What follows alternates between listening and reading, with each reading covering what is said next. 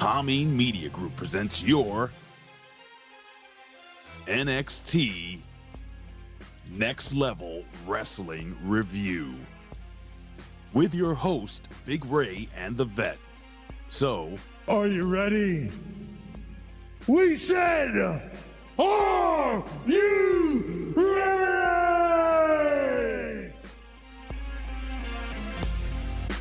You understand that? They don't know what the fuck they're doing. Do you understand that? good morning, good evening, good afternoon, or good night, ladies and gentlemen. This is your Next Level Wrestling Review. Your Next Level Wrestling Review. I'm just waking up. Your NXT review show, your wrestling review show, your three guys hanging out show. And if you don't know who I am, ladies and gentlemen, I am the report of the people. Nope, I am the pundit of the people, the man with the plan, Big Ray, here to stay to talk some lucha libre today. And ladies and gentlemen, I am not here alone. I am here with my co-host, the one, the only. He is the best in the world. The Vet. He's a Rip Rogers guy. The Vet. Rip Rogers guy.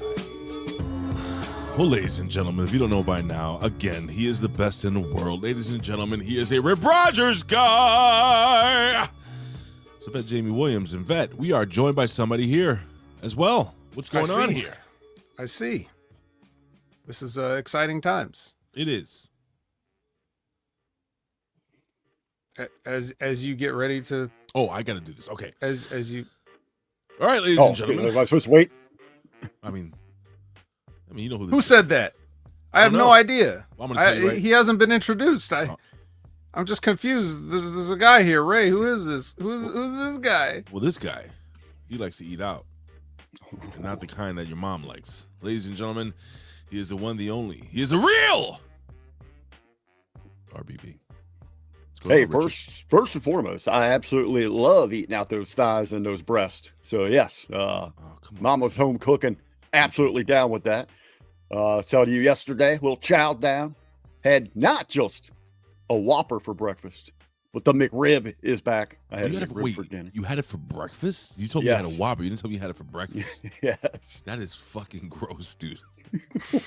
Dude? Was it out of the fridge? Like, no, like I was out running some errands, and it's like 10 o'clock, and there's a Burger King. So what are you gonna do? Wait, Vet. Keep on driving through the drive-through. That's right. Drive through the drive-through.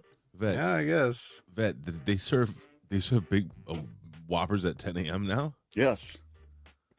I suppose. I haven't set foot in a Burger King in probably the better part of a decade, so I have no idea what their schedule is anymore. It's been 10 years. I love every now and then you got to get that flame broiled. Now I wish that I'd known that I've been here. I would have got the crown, because I even thought about it, because they had the crowns hanging right there in the window when I was waiting. It's a flame broiled. Flame broiled. It's a fancy word for microwave. Yeah.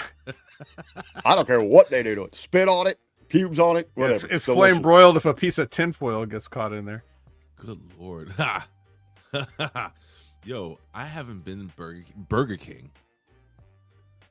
I don't know, Vet. What is this, 2025? Maybe 2015? Maybe 10 years? Maybe longer than that. I'm thinking. I don't think I have. As a matter of fact, I'm thinking maybe even 2009, 2010. Holy shit. The last time I went in a Burger King, their big promotion and they were advertising was the Angry Whopper. You remember that? Yes. Remember the Angry Whopper? Oh no. With like the extra spicy onions and yeah. What was the big head? Rick, you know this, Rick. When did they have the big head king, the weird king that would stand over your bed? That would have been like mid-teens and all that. Yeah, the creepy dude. It was longer ago than that. I mean, yeah, it was even like in this, like the O's or whatever you call that, like 2000 through 2010. Was that when they kind of got on the scene there? And remember too, they also had the blackout Whopper that had the black bun. That's disgusting. Yeah. Oh my God. So I'm thinking, folks. I'm like, when did I go to Burger King? Because the last time I went to Burger King was when they kind of started that big head Burger King guy thing. 2004, and that makes sense. I haven't been to Burger King in 21 years. Well, it's about over too, buddy. We want to open our arms and bring you back to the kingdom. No, because I went to McDonald's. Welcome the Whopper back into your life. Me and my son went by McDonald's, and I went to McDonald's with him about 3 years ago, and that was the shit. The McRib, baby. How could you not love the McRib? The McRib. I'll tell you how, because even the McRib, when it was always a garbage sandwich where they would take all the dead circus and zoo animals and press it into this little rib-shaped patty and then slather that barbecue sauce with the onions on it. Even like the original version of that was still good, and then even that fell off. Mm-hmm. Like the last time I had a McRib, which is probably the last time I had Burger King, I was like, oh, this isn't even as good as the other terrible sandwich I loved. You know, it's everything. If you just live long enough, it will all just deteriorate and degrade, and the quality just falls off a cliff. And that's very apropos of what we're going to be talking about, is because professional wrestling is no different, as we have this episode of NXT to cover later. But that's your hook. Right, that is your hook. And speaking of hookers, just want to give a shout out to our friends here, our family. And we're going to run through this really quickly, see if I can break a record like I did last week. Because, ladies and gentlemen, it is time to... Acknowledge me. Acknowledge me. You're going to acknowledge me. You there, sitting at home. Acknowledge me. All right, ladies and gentlemen, of course, we got the very thankful... Oh, wait. Before I do that, ladies and gentlemen, look up above in heaven. And I just want to give a shout out and some love to the man, the myth, the legend, the man who's got the gabagool. How you doing, Media M5? And my buddy Timmy. That dude Tim up in heaven watching us as we record. And they're like, why are you still watching wrestling? We love you. We miss you guys. So let's kick it off with the very thankful one, as Michael Vasquez. Chris Winland 666 says, why the fuck is Oba Femi still bottom feeding in NXT instead of steamrolling everyone in the Cena tournament, including Cena? We'll talk about that soon. But with that, I will give you a yes, boy. And we'll have that conversation, because that's an interesting conversation. We have Zach Minger. Was it Zach Minge 9999? What is going on? Don't change your name now. The Zach Attack is here, folks. Friends forever. It's National French Dip Day and National Chicken Soup. For Rick, I gotta go to you real quickly. I know I'm gonna make this quick, but yep, you did mention that you're gonna have some soup today. No, actually, I didn't know this until Zach shared it with us, man. Appreciate it. He always hits us with the foodie national holidays there. I think I would go more French dip. Maybe I'll do that. I like the Arby's French dip. Well, if you know the vet, he's a fan of the French tickler. Isn't that right, vet? I think Vet would like the French dip, that wet roast beef, that wet, juicy roast beef. No? Remember whose finisher was the French tickler? Wasn't it Rene Dupree. Oh, Dupree. And I don't think most people really understood what that joke was. They don't know. Especially the children. Yeah, well. Children never understand. Just like Bugs Bunny back in the day when I was a kid and I was watching him use blackface. And I'm like, oh, that's funny. His face gets blown out. He's like, Massa, don't beat me, Massa. What, in the French tickler a Batman villain? No. Sure. No, absolutely not. I'll tickle your balls, Batman. Anyway. All right. Oh, yeah, we got the lovely Elizabeth. Yeah, she's morning, guys. First time I have no meetings. None. Oh, yeah. Elizabeth's here for the entire ride. The queen of HMG. Damn it. With her boobies falling out of her shirt. Oh, my God. Would you stop? It happens. It happens. We learned that in the watch-along the other day. We did. That's a fact. Ladies and gentlemen, we have a man that is absolutely... That was cold-blooded. What? Big rumor says Big Ray was supposed to be Blake's better half, but Blake from where? Monroe from hell. Blake from hell. Oh, we're gonna talk about that one. I didn't know what the fuck was going on for like 5 minutes of the interview. I thought it was two different people. We have the master and ruler of the world, and Rick. He doesn't give a damn who you are. St. Vicious, ladies and gentlemen. Now, what the hell is this? What the hell? Chikhala? Chikhala? What is this? CKY Halo. Cookie Halo. Cookie Halo. God damn it. It's the angelic Scott Woodford. Oh, Scotty Woodford. Oh. Yeah. Oh. You know, if it's Scotty Woodford, Ray's got to go by there. I went to a dimension where everybody ate burgers for breakfast. Well, when you disappeared that time, Ray, all that was left was an after image of a little angel, and it had a cookie halo. Did it? Cookie Halo. I got to remember that, Scotty. Ooh. We have the dancer when the handsome, when the slash, when the handsome dance and slash, and Dan Heffron. Greetings and salutations, my friend. We got Jerome, who's in the house. The artist has finally returned. He says, hey, all still broke. And now I'm fighting the flu. Ah, boo, love me some Burger King too. Hey, brother, thank you for your service, sir. And we hope that you get paid soon. Even if you do love Burger King. Yeah, but when you get paid, do not go to Burger King at 9 a.m. like Rick Vickery just did, apparently. Can't believe they make burgers that early. Do you know how bad McGriddles actually were? Hold on, we have a 24-hour Burger King around here. Of course you do. Yes.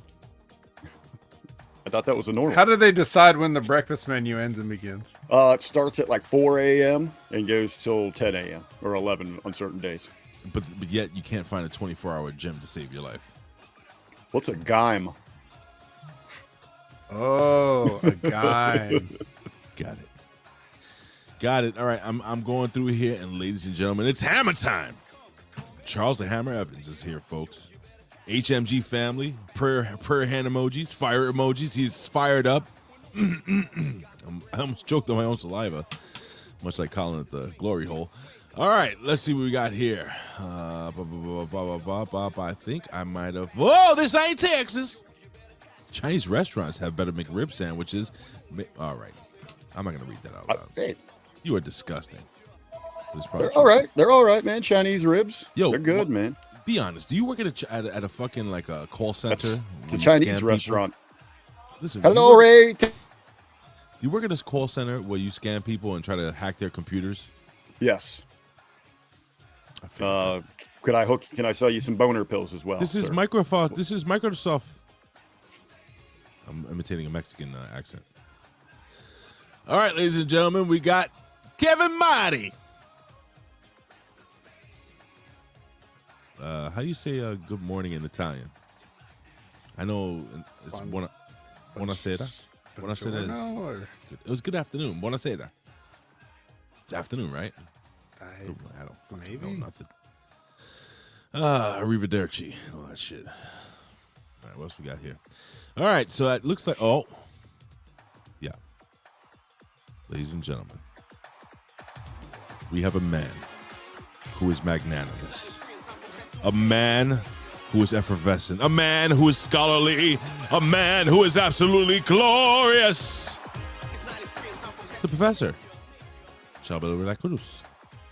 Finger red number one, finger red number one, finger red number one, finger red number one, finger red number one, finger red number one. What is he doing here? I don't know, but it shows up as it's supposed to show up. It's the foam finger.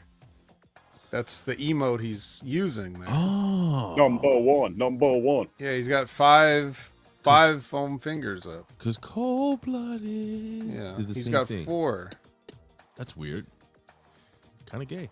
And yeah, you missed Lab Rat, right? Did I? I think so. I see him. But Lab Rat, welcome back. I feel like I haven't seen Lab Rat in a while. So the question is, what are they testing, Vet? McRibs and foam fingers. And now that's a promotion right there. And morning hamburgers. Yeah. When's the last time you went to McDonald's and just had a hamburger? Not a cheeseburger, not a McDouble, It's part of my regular order. A hamburger, nothing on part it. of my regular order. What I do serious? is I get a Big Mac, usually chicken nuggets or fries for the I side. just said not a Big Mac, just a hamburger. I know, but I'm telling you my order. And then I get 4 hamburgers, plain. I get extra onion on it. I get onion on it, but I don't do the mustard and ketchup. Do you have one of those fucking blood pressure machines that you could just like walk around with? What you're doing is you're making it a giant White Castle is what you're doing. Because if you don't put ketchup and mustard, but you just put onions on it, isn't that just? They're a different onion though. They're tasty. I know it's different, but you're working with what you got. Yeah. Okay. Man, I remember when hamburgers used to be 15 cents. Ray, if you would see my diet, it's terrible. Like the plain McDonald's hamburger that came with like the brown wrapper. So it was good. 15 fucking cents. Jesus Christ, bro. Cheese was like 35. I remember the burger when you used to get the Big Mac, and it came in that fucking styrofoam thing. Styrofoam, baby. It just hit different. Used to kill whales and shit, and be delicious at the same time. It's just, God, man, I wish we stopped giving a shit about this world. It's not worth it. Just go back to styrofoam, and what else do we miss? Real sugar and soda, cocaine on the weekends. Come on, good times, right, Bet? Bet's like, should I do cocaine right now? Someone get TK on the phone. Fuck, it's the 3 count. This is the 3 count. With the latest breaking news in pro wrestling, sports, pop culture, and more. Now back to Big Ray and the Vet.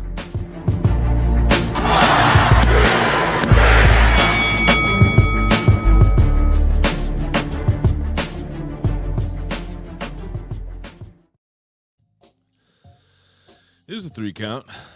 Kevin Marty. Yeah, Kevin Marty. I did do the Kevin Marty. But he does a super chat. Oh, he make the nicest super chat. Oh, hold on 1 second. How do I do this? Where is it? God damn it! You click on the button. All right, ladies and gentlemen, I'm sorry about that. Just gonna give a big shout out and. And what do we got over here? A cup of potatoes. A cup of potatoes. Thank you, Kevin Marty, for the $5 super chat. Yes, we round every super chat up. We don't do odd numbers here, ladies and gentlemen. He says, hey, guys, I'm curious. Has HMG thought about reviewing JCW Lunacy? Rick Vickery, can you answer that? Or Yes, I actually can. Because I just had this conversation with Let's Go Brandon, who is up to speed, has been following that program for quite a while. So I'll get with him. We're going to kind of do a up to speed for everybody else little conversation about it, getting ready for the Russo debut, which is supposed to be Thanksgiving weekend. And then from there, we're going to do the watch along and a little breakdown about it. Vet, you were going to say something? Oh, yeah. I mean, I kind of thought it would be like somewhat of a conflict of interest, but sure. I mean, whatever you guys want to do. How would it be a conflict? I don't know. I'm lost. Why would it be a conflict? We're not the brand. We're parting ways. Yeah. Well, anyway, I'm confused. I don't think I should have to spell anything out. You guys are intelligent enough to figure it out for yourselves, but I legit don't know what's going on. That's fine. That's what we call that Wednesday morning. But Liz, on the other hand, whoa! And what do we got over here? A cup of potatoes. A cup of potatoes. What is happening? Oh my God! What the fuck just happened? What do you mean? What happened? What are you blind? Jesus! Liz with a $5.01 super chat, so we can't leave it a round number. It's weird. It's a dancing pair. Is it a dancing pair? Of course it is. Liz, we love you. Kevin, we love you. We thank you. We love all you guys here that join us here every week. I may have the benefactor on next week on Raw, on the Raw review show. The benefactor of Juggalo Championship Wrestling for a few minutes. Because he owes me $5, and I'm just trying to figure out how is he gonna fucking, be paying all these wrestlers and throwing cocaine using wrestlers out of the bathroom. I did watch it because he literally yelled at me until I watched it. Did you watch the show? Did you watch it, Ray? Ray, tell me you watched it. I said, I did, and I lied. Then I went back and watched it, and I was like, I don't know.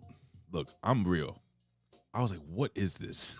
The champion was some fat looking homeless dude, like a fat guy. He looked like Fart Anderson or something, like, you know, this Arn and Ole and shit. I was like, what is this?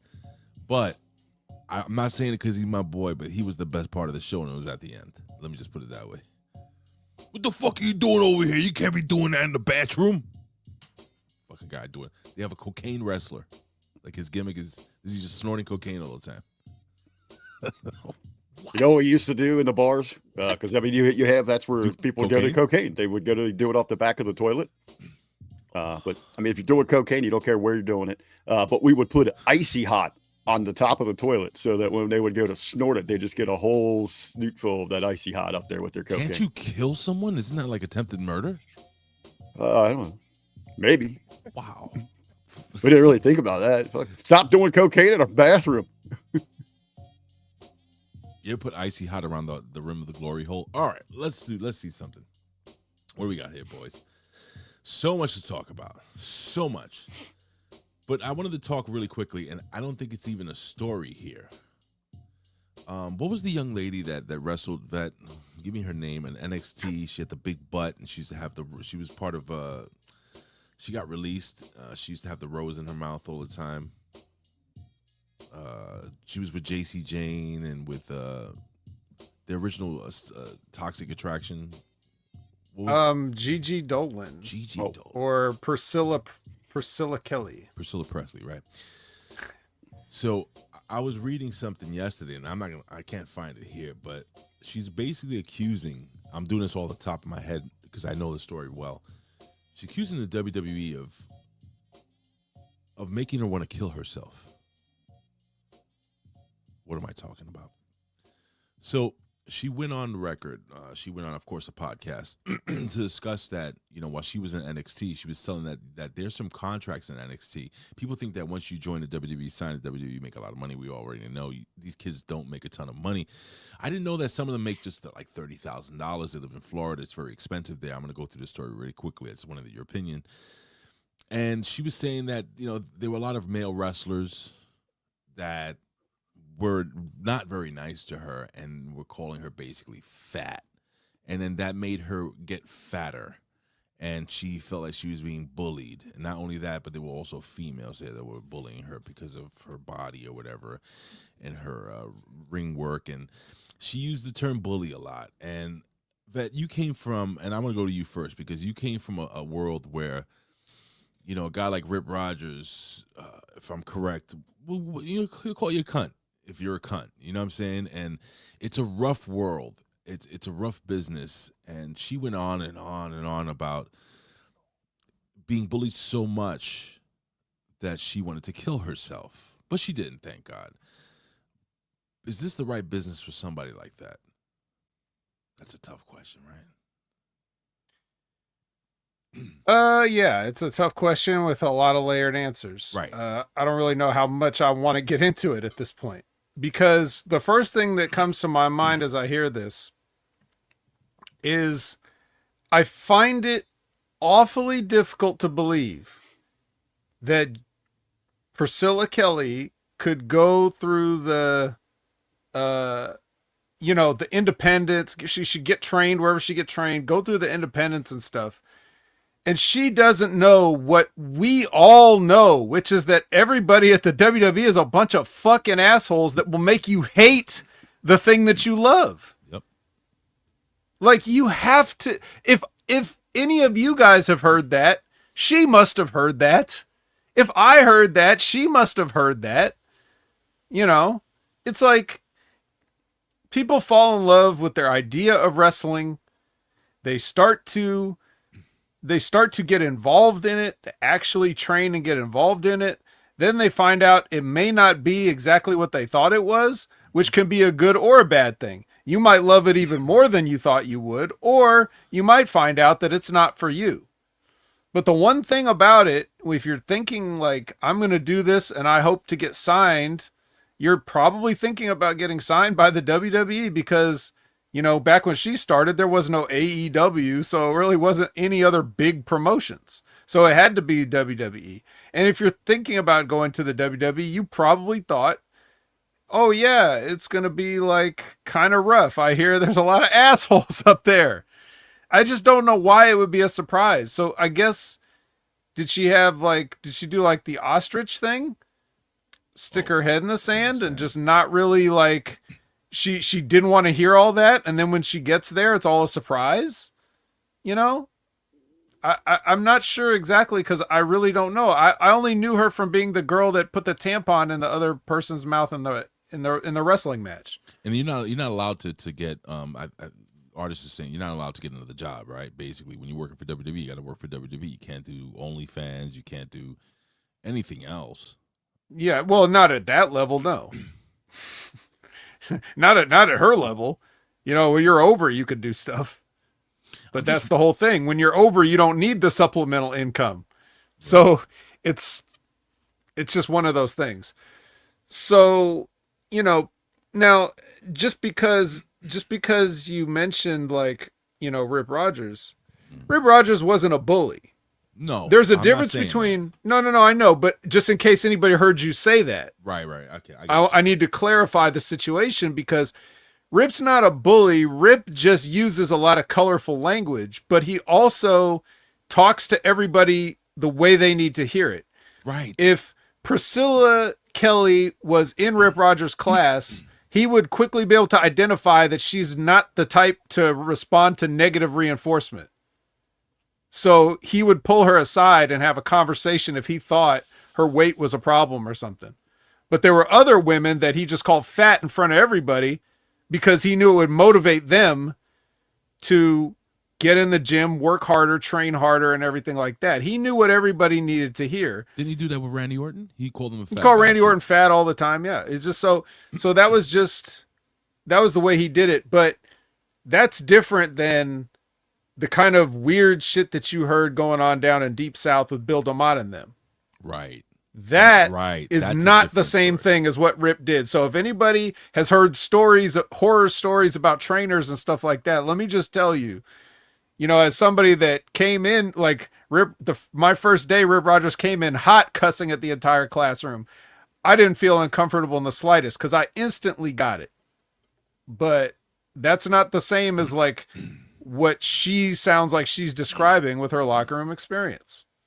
And not everybody had that same experience that she had. Some had it even worse and some had a lot better. It all depends on the favoritism and, you know, the politics that goes into it. Before I go to you, Rick, I just want to give a quick shout out. I know it's the day after, but I have a lot of family. I had a lot of friends and people here in the chat that served in the U.S. military and other militaries all over the world. But I just want to give you guys a shout out and wish you all a very happy Veterans Day. And thank you for your service. Seriously, the military means a lot to me on a personal level. I love you guys, what you do, what you sacrifice, who you are. And can you imagine Gigi Dolan, Rick, going into, let's say, the U.S. Army or maybe the Marines or fuck the Navy? I mean, you think she would have got through there? In the Navy. Boo-hoo here. No sympathy for me. Vet, would you have appreciated $20,000, $25,000, $30,000 at OVW? They're getting paid to train. Just so you realize this, folks. They don't do that. Yeah, I paid to train. Right. There's people like that got close, to that level there that went on their own dime. And it is kind of interesting, as I know the WWE. This is kind of interesting to bring that up. That I know, like, you can't do outside things like an OnlyFans. You can't take other bookings, but at that beginner level, that entry level deal at the Performance Center, are they not allowed to even go wait tables or something like that? It's a subsidized. In that case, it's just something I've never really heard mentioned. Nope, because they're committed. That's their job. Yeah, they don't want somebody. Bro, you don't want a TV star to be like serving drinks. I get you, but I'm talking like at that very earliest level. I wasn't sure. So it's just nothing that's never popped into my mind, but it makes sense. We don't want our stars out there serving cocktails to people and all that. But as you said, she didn't know what she's getting into. This is a physical business, and physical, I mean, outer appearance. Your physique is going to be judged. We discussed that a bunch during NXT. We noticed that downfall and her work. I hate using that. Her work in the ring. I was going to use the other term.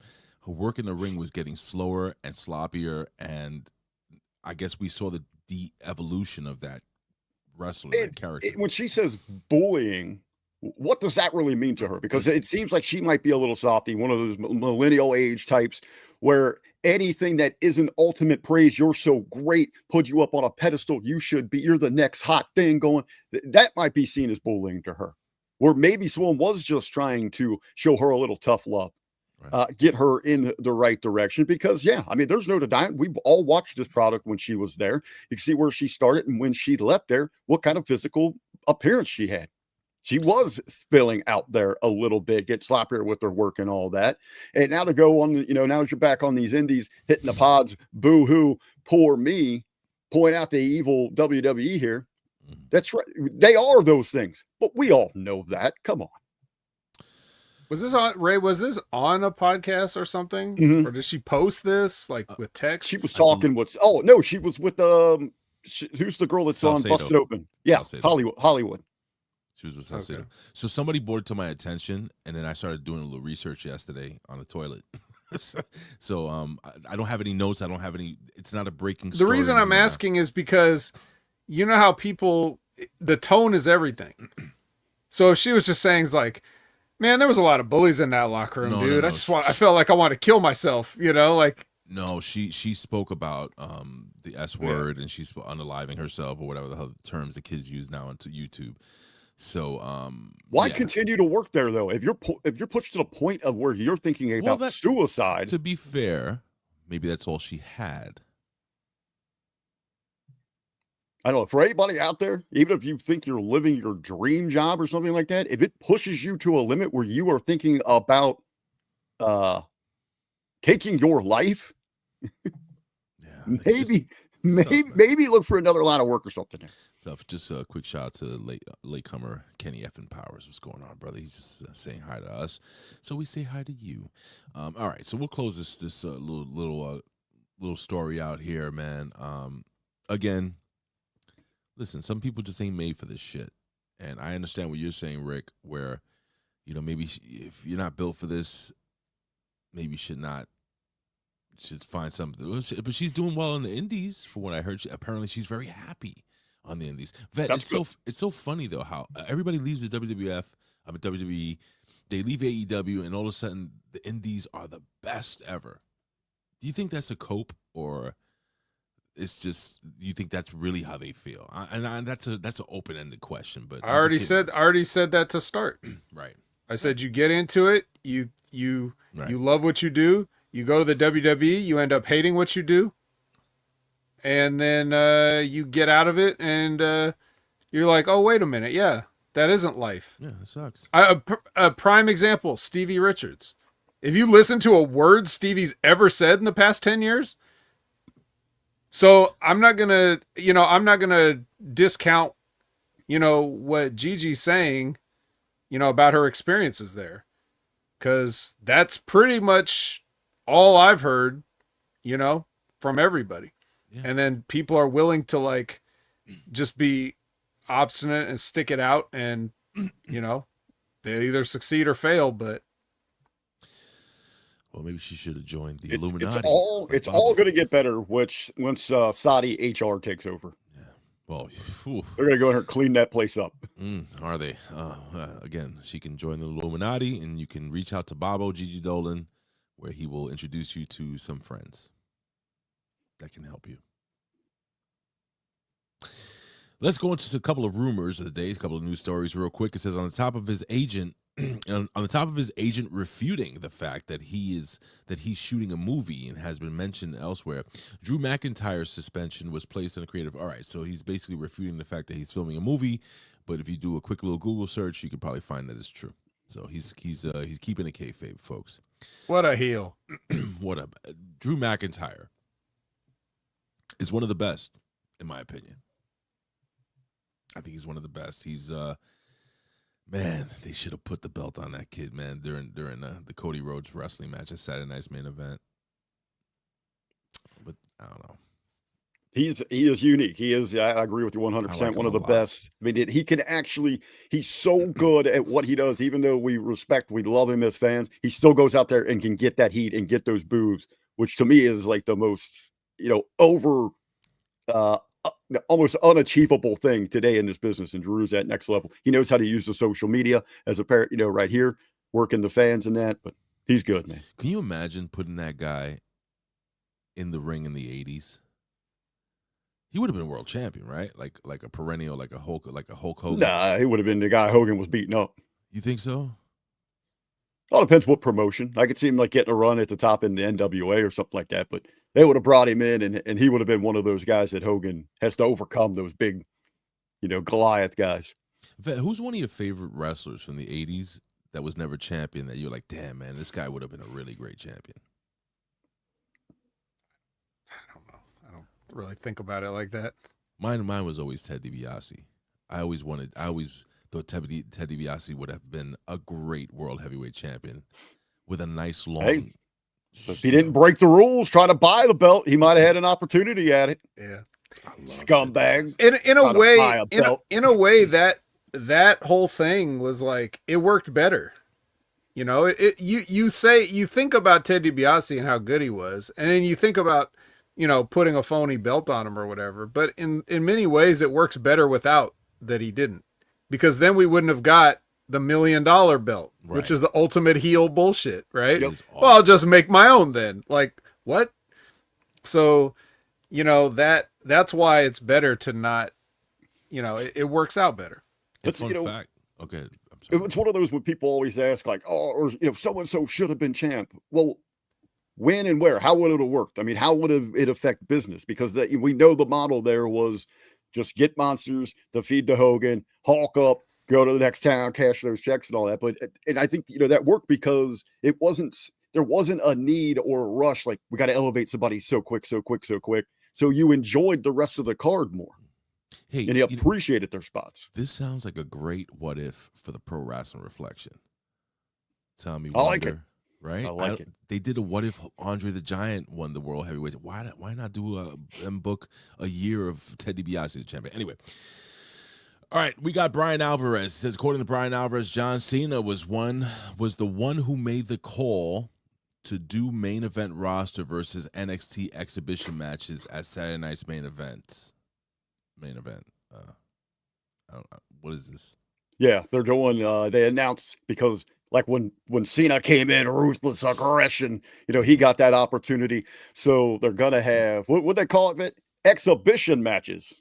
Mm-hmm. Which I don't know what the hell the difference is between that and a regular match, but yeah, they're gonna have prominent WWE stars versus NXT and maybe Evolve stars, or those guys that are making $30 grand are gonna be fighting CM Punk now on a major PLE or whatever, the Saturday Night's Main Event. So this to me is just like we saw with The Rock.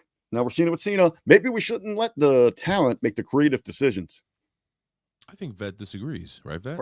Or maybe this is like the last thing that they tried to pass the buck and blame on Cena, and he said, "No, that wasn't me." Like the what was it? Was it the Brock Lesnar thing? Yeah. They said, yeah. "Oh yeah, Cena wanted to work with Lesnar." No, I didn't. Especially not the way you guys did it. Oh man. I just picture that. Cena's like, what would really work here, guys? Let's get Lesnar. Get him a hot jar of piss, get him in here, and just have him come out here and whoop my ass. That'll be great for my go-home tour. Well, I won't even get any payback. There will be no rematch. Nope. We have Self-Made Pro. Never heard of them, but they claim that there are people within the WWE who do not want Roman Reigns and Cody Rhodes on TV at the same time unless they can build to another match between the two. Huh? Why? Why not? Rick, wait, what? Who? So Self-Made Pro, they're very prominent. they're a very prominent news organization within the wrestling. I was going to say, is it a sheet? Is it a podcast? I've never heard of them here, but they're so popular. They're saying that they don't want Cody and Roman Reigns on TV together unless there's business to be had. Oh, like there's too much star power because Right. the creative is so gangbusters. You know, people are just tuning in droves right now that we can't have too many stars. We can't give people too much. That's the mindset that they're pitching. Vet, did you just throw up in your mouth a little bit? I could have swore you swallowed. no, but I mean, mentally I did. Fightful Select says, Now these guys know. You got to pay for Premium. this. This is the premium service, okay? You have to pay for the other one. Says here, Fightful Select says, Tony D'Angelo. Remember that guy, Vet? Remember that guy we love so much? How you doing? Barely. Says Tony D'Angelo hasn't been seen at the WWE Performance Center as of late, and it seems possible that they're simply waiting on creative for him. Well, can Cena book something for him? Come up with something. Yeah. That's where he's gonna show back up. It says He's gonna be one of the the half the card that gets no reaction on their entrance for that special Saturday night's main event. It says here there was a fan that there's cell phone footage of Tony D'Angelo sitting At a Burger King at 10 a.m. getting sitting at a Burger King. Actually, I think he was the guy that served it to me. That's what I just read. Sitting at a Burger King at 9 a.m. crying into his He can't live on his $30,000. He's had to become a king extraordinaire, a Whopper delivery guy there. So, hey, let me ask you this: so, with the Don, do you think is there a way to get that mob boss character over on the main roster? Yeah, Vito. Look at what Big Vito's doing. Sorry. I don't think he'll be allowed to curse as many times as Vito did in that 30 seconds, but no. No, the answer is no. I went, you know what? On second thought, yes. Oh. Can they do it? No. No. Okay, I guess that's more. Let me clarify. Do we believe that WWE creative right? can get because that? It's just like we were talking about on Monday. It's like we can have all the ideas that we want that might work out, but when we leave it to them to do it, it's not going to happen. So, no. Shout out to J12. What's going on, buddy? Yeah, because I remember watching, because I was fortunate enough here in the Cincinnati market that we got OVW. So I got to watch a lot of those guys, that Bet was there with. And like I would have bet the house on some of these guys, I love their gimmicks and all that going to like WrestleMania. As soon as they get to that main roster, it's like, oh, fuck this guy. He's wasted here. Countless guys that had, man. I remember, like it worked for the Southern, like Deuce and Domino. Those guys, I love that gimmick with those guys, man. But I mean, there was just so many others. Who was the guy that they turned into the incest pirate? Paul Burchill. Paul Burchill. The incest pirate? Yeah. Hey, big shout out to Josh. Well, actually, he was just a normal pirate, but then he came back as a regular guy and he had a glove on, and then he had a sister. And then that was where it got. So, like, you can't just be a guy, You know where that pirate's working at now? Oh, please tell Arby's. Arby's. Oh, God. What was the name of, hold on 1 second. I'm just trying to look something up here. What's the Canada? All right, doesn't matter. All right, so apparently, where is it here? I was looking for it up. Okay. Dave Meltzer stated on Wrestling Observer Radio. It's going to be good. That Jimmy King may be making his wrestling comeback. Who? Jimmy King. I rule you. Oh. We're talking about Burger King, so I just wanted to make a story up. I see. Just kidding. But Dave Meltzer did say on Wrestling Observer Radio that Andrade, with his mask, walked out of a Crash. I don't know this Roman letters 10-1V Aniversario event, and heard that it was because he was unhappy, but was not sure why. Andrade joked about it, saying that he went to a club with his mask. So basically, there was a big wrestling event in Mexico, it appears to me here, maybe Guadalajara, or maybe I don't know, another part of Mexico that's very fun to. You're talking about the Crash, the promotion, the Yes, Crash, the Crash. I don't know what that is. So the Crash X1V, and 14. Right, he just wasn't happy, and he walked out. But Andrade doesn't seem the type of guy to just kind of quit on a company. Your thoughts on this? I have none. Anything to close out our news gimmick here, Rick Vickery? If I'm him, I just wouldn't be turning down jobs. He's running out of places to go, isn't he? He is. That's what you get, you son of a bitch, for breaking my poor Shar's heart. That's terrible. Did they have a prenup? Because well, apparently, depending on how things shook out, he may be able to, he may be able to get some. We may not have to worry about working at the Crash. Any updates on Ridge Holland's? What's his real name? I just learned this past week that his name was Ridge. I thought it was Rich this entire time. Yeah, I know. So I heard that. Ridge Holland. I heard that. I heard you say that. I forgot what show you said it on, and that shit made me fucking laugh, bro. I literally thought that was his name the entire time. That's how much I paid attention to him. He was trying to get rich off of that GoFundMe. I love that his mom took all the heat for that. His mother? Yeah. So he came out after he was getting, people blowing him smoke for, dude, like, you had a year. You took a huge pay cut. You had to see eventually they're going to cut ways with you. So you had a year to plan for this. Now you're crying about your mortgage. So he opens up that GoFundMe account, or supposedly he opens it up. We think it's him. It was benefiting him. He had, Jinder Mahal, Chelsea Green, even Kyle Fletcher from AEW, made significant donations. One of the Jacksons did. So after he catches the heat for this thing, he comes out. Wait. Go ahead. This is the first time I'm seeing this, actually with my own eyes on the top. Give hope to a family facing unimaginable hardship? Fuck this motherfucker. I never had a problem with this guy, but just seeing this. Let me make it bigger so you can fuck you. Fuck your family. Fuck your stupid kids. Oh, unimaginable. I can imagine it. It's everything that's ever happened in the wrestling business since it existed. People having to worry about what they're going to do next. Yeah, not only do I have to imagine it, I know it. Fuck. This guy is really. Let me just read this really quickly before we jump into back in the day. Help a father of 3 heal without losing everything.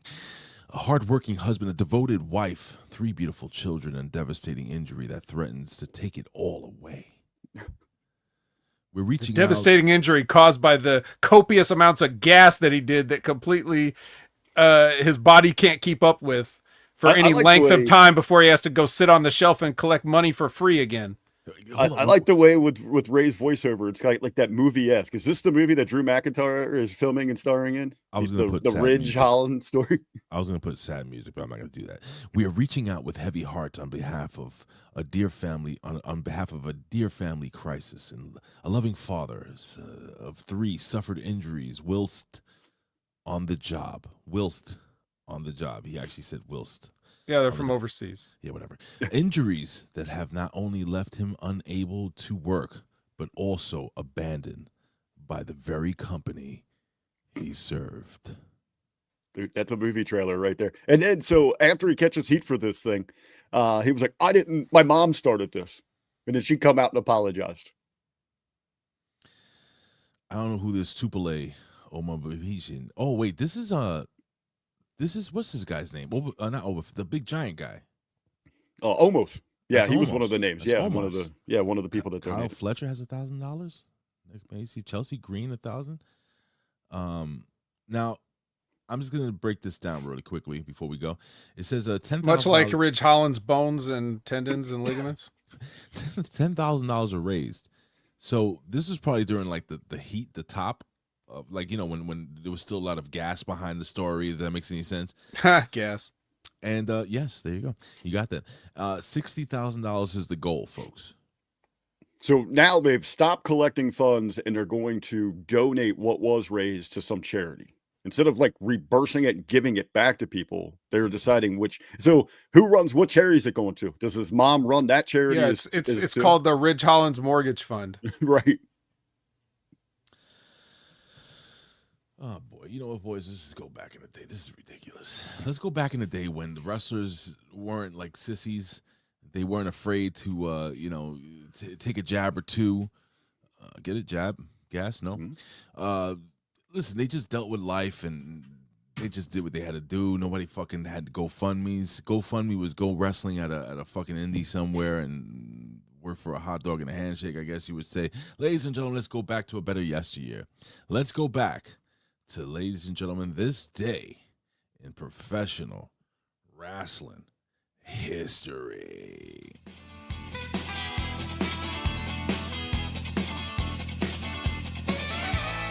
Will you stop? What you gonna do? Boobies. Oh my God, who the hell cares? Alrighty then, ladies and gentlemen, let's go back, way back. How far back? Let me just scroll here. We're going way back to, 1960 something. Oh boy, it is November. What's today's date? November 12th, 1966. Oh yeah, we are in Omaha, Nebraska. As Dick the Bruiser, that's what they used to call me in high school. Dick the Bruiser defeated Mad Dog Vachon, you may have heard of him, or the other guy, to win the AWA World Heavyweight Championship. Vet, they called me Dick the Bruiser in high school. What did they call you in high school, Vet? They just called me my name. I didn't have a cool nickname. Didn't they call you like Big Dick Harry or something? No. That's not what I heard. Yeah, well. So yeah, Dick the Bruiser and yeah. Mad Dog Vachon, Rick. That is the father of Luna Vachon. Stepfather, correct? Whatever. It's close enough. But before we do that, ladies and gentlemen, we have to pay acknowledgments. And what do we got over here? A cup of potatoes? A cup of potatoes? Whoa. Ladies and gentlemen, we have a $10.25 super chat from the one and the only Lab Rat. Vet, what are they testing on Lab Rat again today? Gratitude. He says, hope you guys are proud. This could have went to Rich, but you deserve it more. My fucking God. I don't even know what to say. I'm just looking up. I'm hurt and I'm old and I'm fucking tired and I work with fucking children. Go ahead, Vet. Say it. Say it from your heart. I just it just comes at a really good time because HMG is facing unimaginable hardships right now, and so unimaginable. We're trying to strike out on our own. We don't know there's going to be any. We're leaving the brand. Oh, and we don't know what we're going to do. So we have three beautiful hosts here. Go on. Maybe they give us and more. So sad. Yeah, we just work so hard to entertain all of you, and we don't know if we're going to be able to do it anymore. So, yeah. If you could find it in your heart to take some of your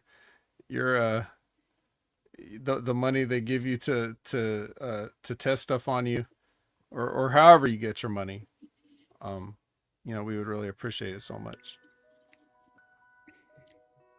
Those donations make it possible so that little Jimmy T can have stuffing this Thanksgiving season. I mean, look at Gary. Look at Gary's cute little ears and his adorable trunk. Folks, Gary suffered. But I know you didn't want to talk about this out loud, but the seams were coming apart near Gary's ass in the back. And thanks to your love, thanks to the donations that you could have given Rich Holland and his family, you gave them to us. And Vet, can you turn Gary around and show us his ass? everything is fine. You could see it was a well done, stitched gimmick right there, right along the seam. Tails back in place. Rick Vickery was supposed to be on the show last week, but he was so distraught over Gary and his ass crack being split open. But thank you, folks. Thank you for not giving to Rich Holland. And thank you for giving to us. Here. Please contact GoFundMe and ask for all of your money back. Yes, please. Ask for Omos's money back. Yes. Well, I would be afraid to. He's giant and he's scary. He can do whatever the fuck he wants. Labra, thank you. Thank you to all of you. Kevin Marty, Elizabeth. I just can't. In 2001, the Hardy Boys defeated Booker T and Test. May have heard of those guys. On Raw to win the WWF championships. Wait, what? I didn't know I forgot they were ever a team. Booker and I T certainly didn't remember that they had the championships. Well, check this out, folks. Also on the same show, Edge, you may have heard of that guy. He's actually still wrestling. This is 2001. The Cope. Edge defeated the great, my favorite of all time, Kurt Angle, to become the final WCW United States champion. Oh, this would be deactivated until 2003 when they brought back the belt. Any thoughts? Wow, been that long, 2003. Maybe Tony Khan can bring back a United States championship to pay tribute to that great lineage. Doesn't he have enough belts? Never enough. Well, speaking of never enough, in 2003, Lex Luger wrestled. It was his last match for a major promotion on NWA TNA Impact. The weekly pay-per-view in Nashville, Tennessee. He teamed up with, take a guess, folks. TNA 2003. The Pounce. He lost to AJ Styles and Sting in a tag team match. Who would he tag team with? Jeff Jarrett. Very close. Actually, very close. Same wrestling style. Jeff Hardy. Oh, it was Jeff Jarrett. Jeff Jarrett. Oh, God, who gives a shit? I just knew if there was a spot for anyone coming in, Jarrett was going to work his way himself into that. And I kid you not, folks. What a second. That's it. Nothing else happened. That's all that happened on this day. That is all in that the happened. History of professional wrestling. That in the entire let me just bring this up here. In the entire history of professional wrestling, that is what happened. But we do have some birthdays. And I'm going to throw up some music because the main event birthday will be here. Ladies and gentlemen, let's wish a happy birthday to the brother in heaven, Matt Capitelli. Good man. May he rest in peace. Ladies and gentlemen, he was born in 1979. We have Lena Yada, born in 1978. Don't know who the fuck that is, but happy birthday. Those one of the Diva Search people, sure. I'm pretty sure. Elektra, born in 1970. And ladies and gentlemen, the main event of the evening, former WCW television champion and one of the Russo brothers, right? He's part of the Russo brand, kid. It is the one, the only, the Disco Inferno.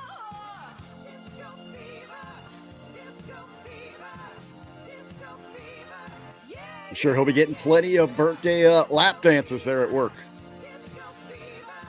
Ladies and gentlemen, that was this day in professional wrestling, the saddest this day in professional wrestling history. You can still donate, folks, if you want, to the Not Rich Holland Fund. I'd say go out to Vegas, see Disco, and donate to those poor girls who are just working their way through college, trying to take their kids to WrestleManias, trying to pay those outrageous prices there in Vegas. Those are the girls. Those are the kinds of people, the charities that we should be focusing on. Let me tell you something. Bobo says, don't wish Disco a happy birthday. He'll blame you if it's shitty. But let's talk about strippers really quickly before we jump into NXT. That is a tough job. most of these women are putting themselves through nursing school. I'll say 90% of them are putting themselves through nursing school, and the other 10% cosmetology. But with all that being said, they usually have a child, preferably half black or Puerto Rican, and these girls are on a pole, like Vince Russo would put. That is a dangerous. Have you seen the things that these girls do upside down, just holding on with the back of their calf, just sliding down these poles? Vet, you've worked many pole matches. And I'm sure you've seen a ton of injuries during your time as a stripper. Your thoughts regarding maybe moving our funds towards those poor girls that are working their asses literally off. Unimaginable. It's the only word that comes to mind. I think that's the word of the day as we close out this day in professional wrestling history. And ladies and gentlemen, you know what time it is. It's time for NXT.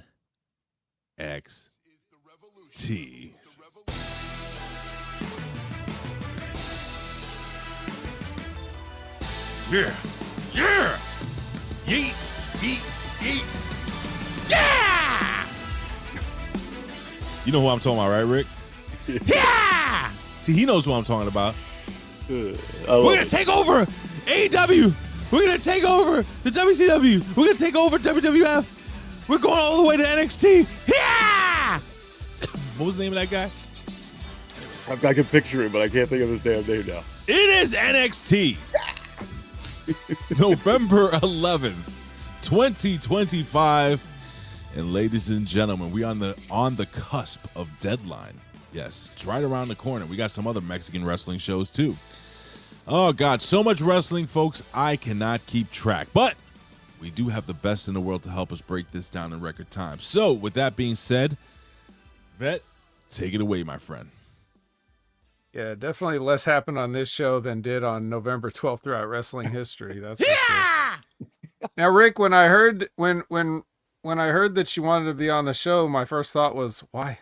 Yeah, I think like, did something happen that you felt like you really needed to talk about, or you just wanted to hang out today? Because I appreciate that, but I did my more think of your mental health and well-being. I did my Whoppers yesterday. The A team doesn't open at the Gentlemen's Club till 1 p.m., so I had some time to kill this morning. So yeah, but this show, as you said, man, a lot of hype because they got a lot of things coming up. So a lot of talk on this show, laying out the blueprint, the path talk to New York, to Big Ray's neck of the woods. As we get set, well, they got 2 big weeks there. We got this Gold Rush deal, and then Deadline. Or is Deadline in between there? I don't know. I think Deadline's the next major event. Okay, so that's the next one. But we got the 2 weeks, not in MSG, but MSG adjacent for Gold Rush, highlighting NXT, Speed, Evolve, and AAA. Why not? That was a very professional sounding setup. Well, we start our show with a nice message for our veterans.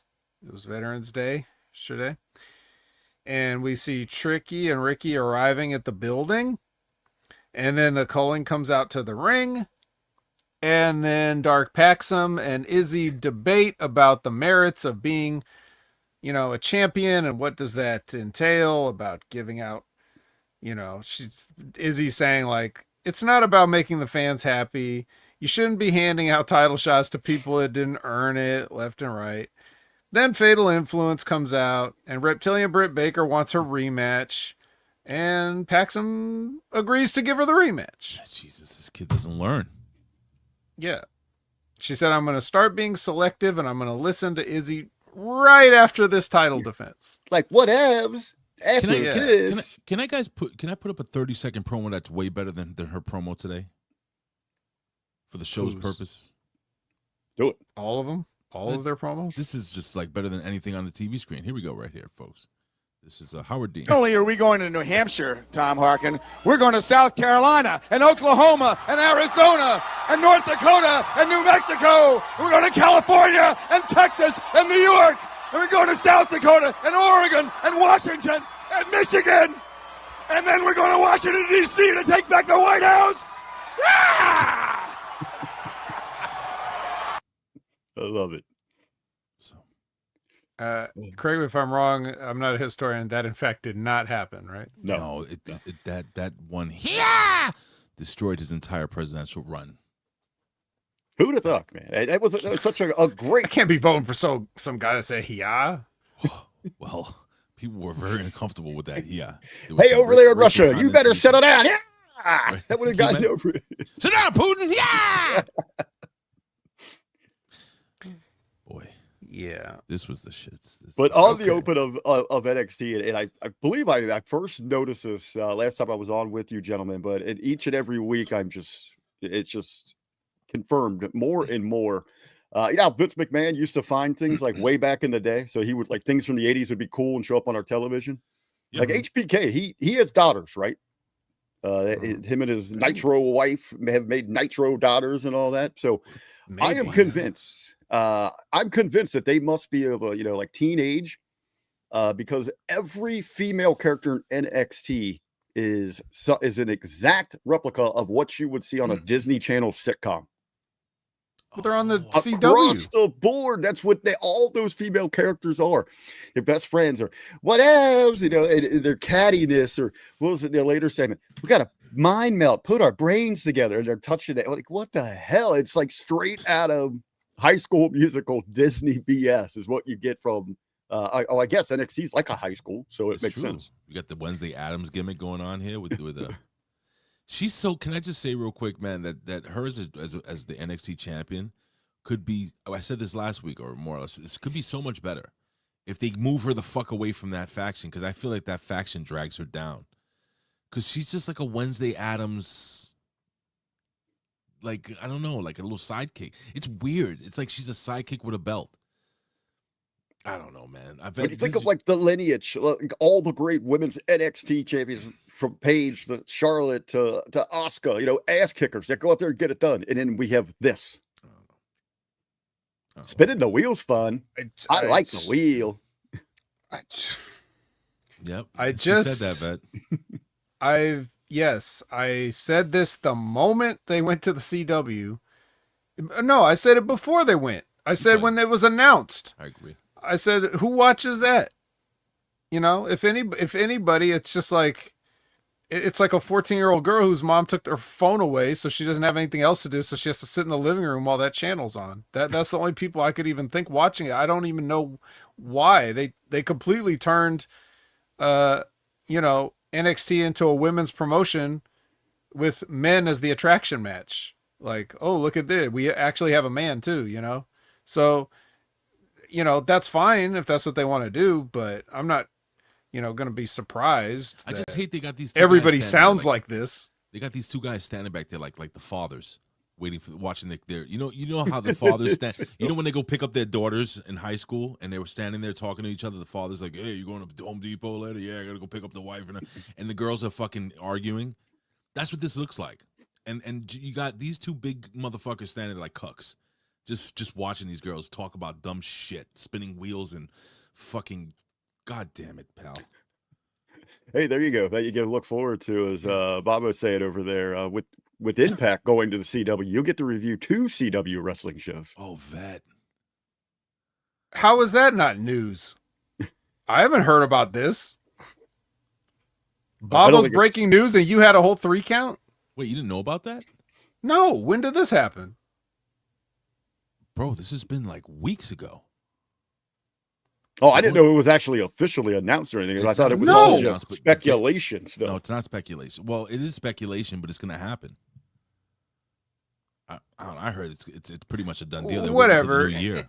In any case, it doesn't matter. Impact can't get any worse. It'll just be different bad. Bet? Don't you say that, because it fucking can. Yeah. Let's move on.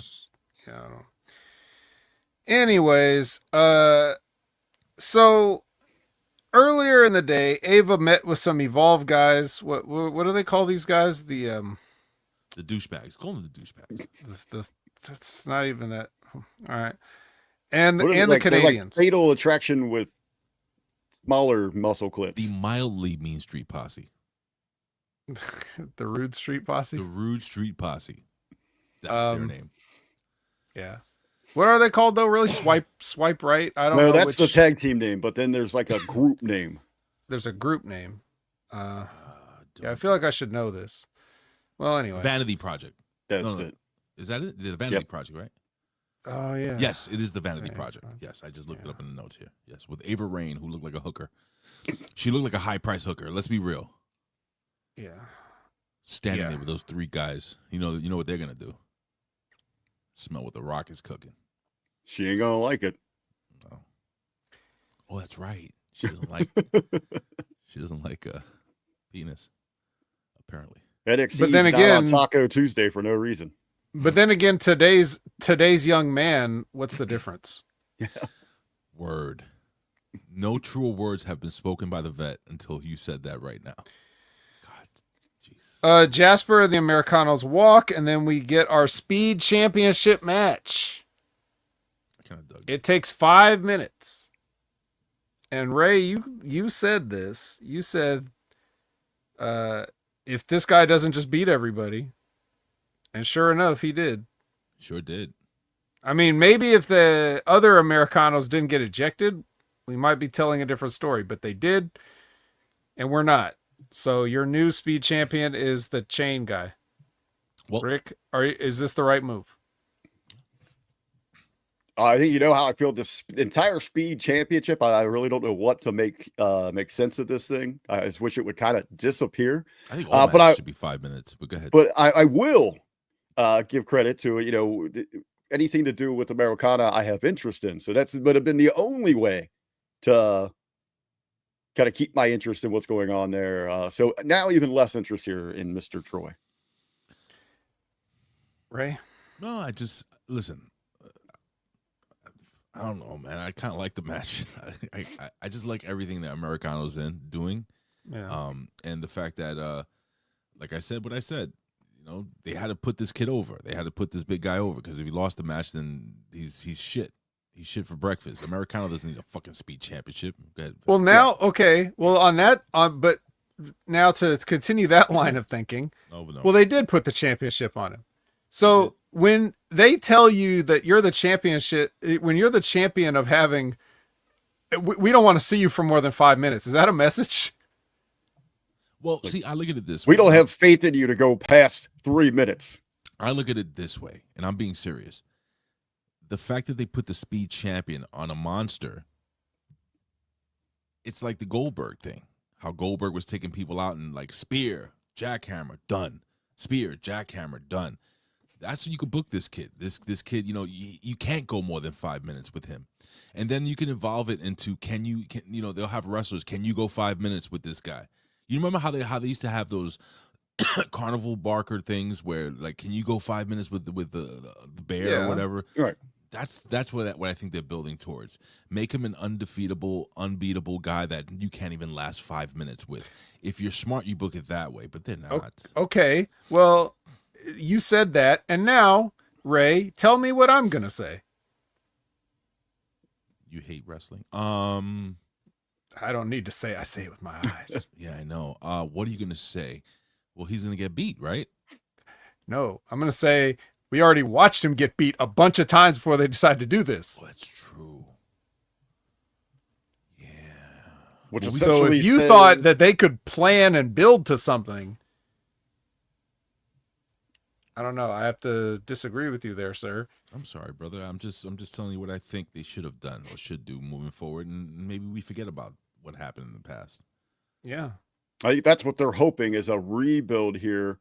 But like what it says, we've already seen him lose where he can't hang against those actual heavyweights in those big spots with those extended matches. So now we're supposed to just buy back in for him mowing through like some X Division S talents, beating them up in a couple minutes, and then buy that he's ready to move back into those ranks eventually. Remember.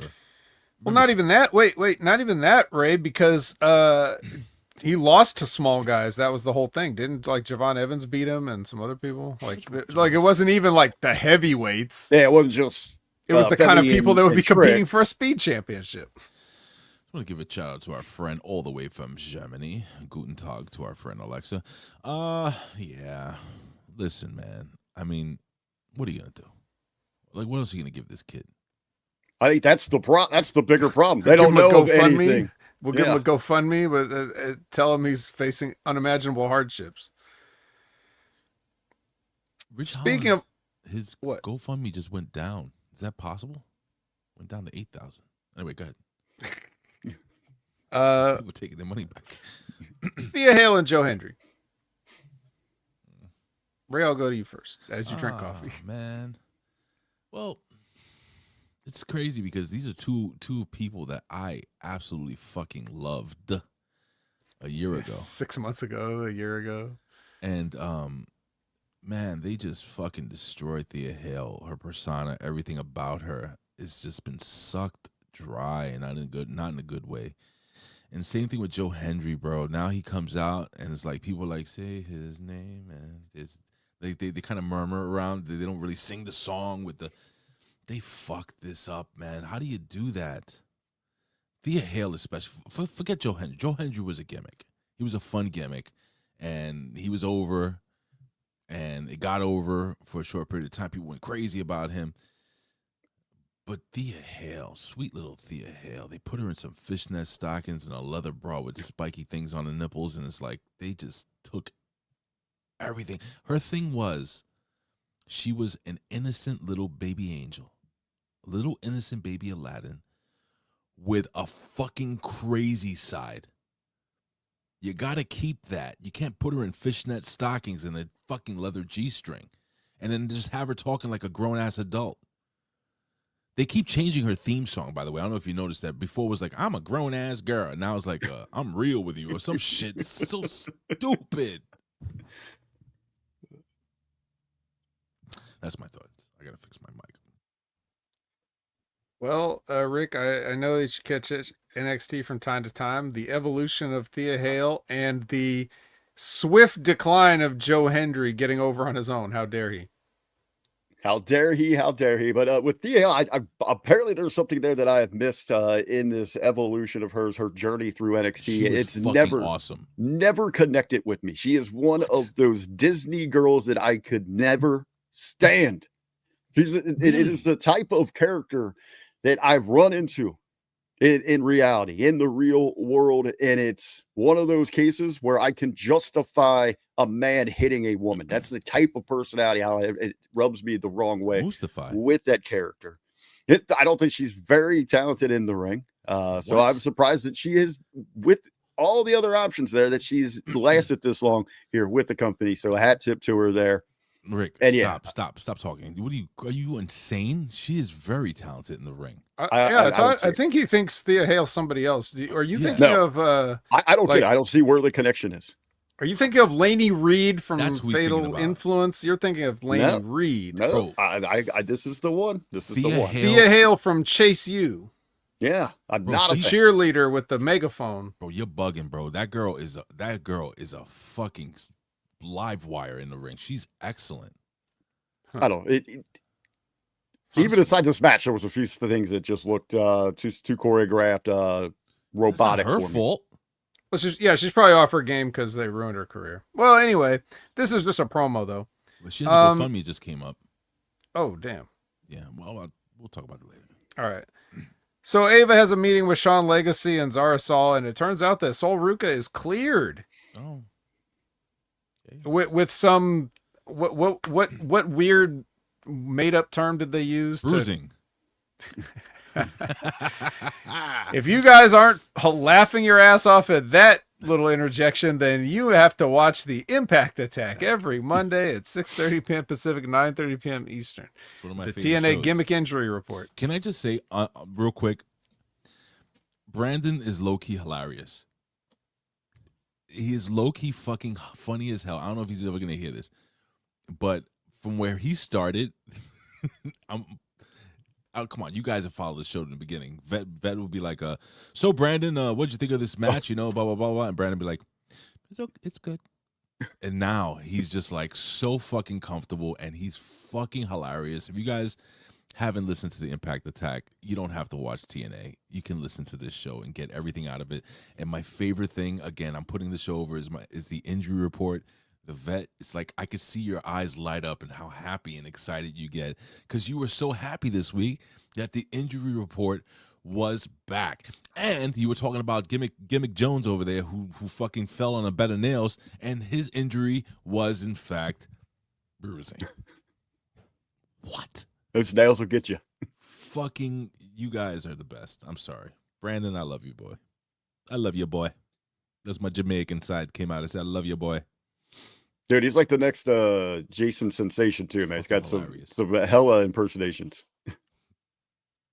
Well, this next thing was impersonating a wrestling match. I guess this is the Thea Hale match. Now, Rick didn't like it, or he didn't like Thea in it.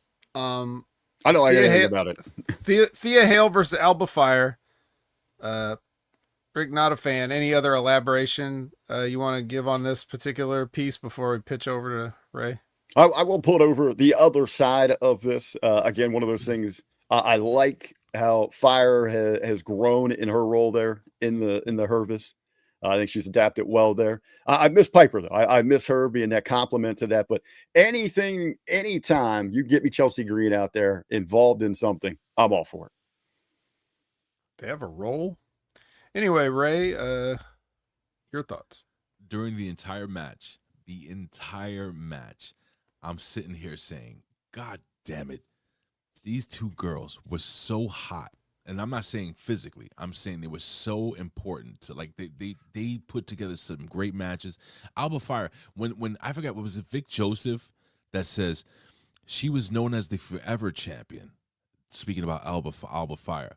I want you guys to go back 2 years ago or 3 years ago and see where she was and where she is now. She wasn't named Alba Fire. Yeah, she was Kaylee Ray back then. She is a fucking security guard. She wrestles as a security guard. This was the forever champion. She held on to the NXT UK Championship for like 5,000 days. And now she is a fucking security guard fighting a grown-ass woman in a leather thong. I felt so sad. I really did. I was watching this. I was like, God. Yeah, it's such a shame that she is regularly featured across all programming in a prominent role in a very entertaining situation. It's so sad for her. Bro, dude. I was just like, anyway, long story short, I'm watching this match sad, and I'm like, God. And then they're so good.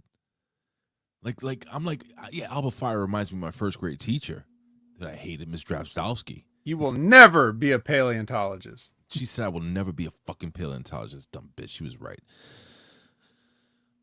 But I'm like, man, it was just made me sad. This match made me sad, Vet.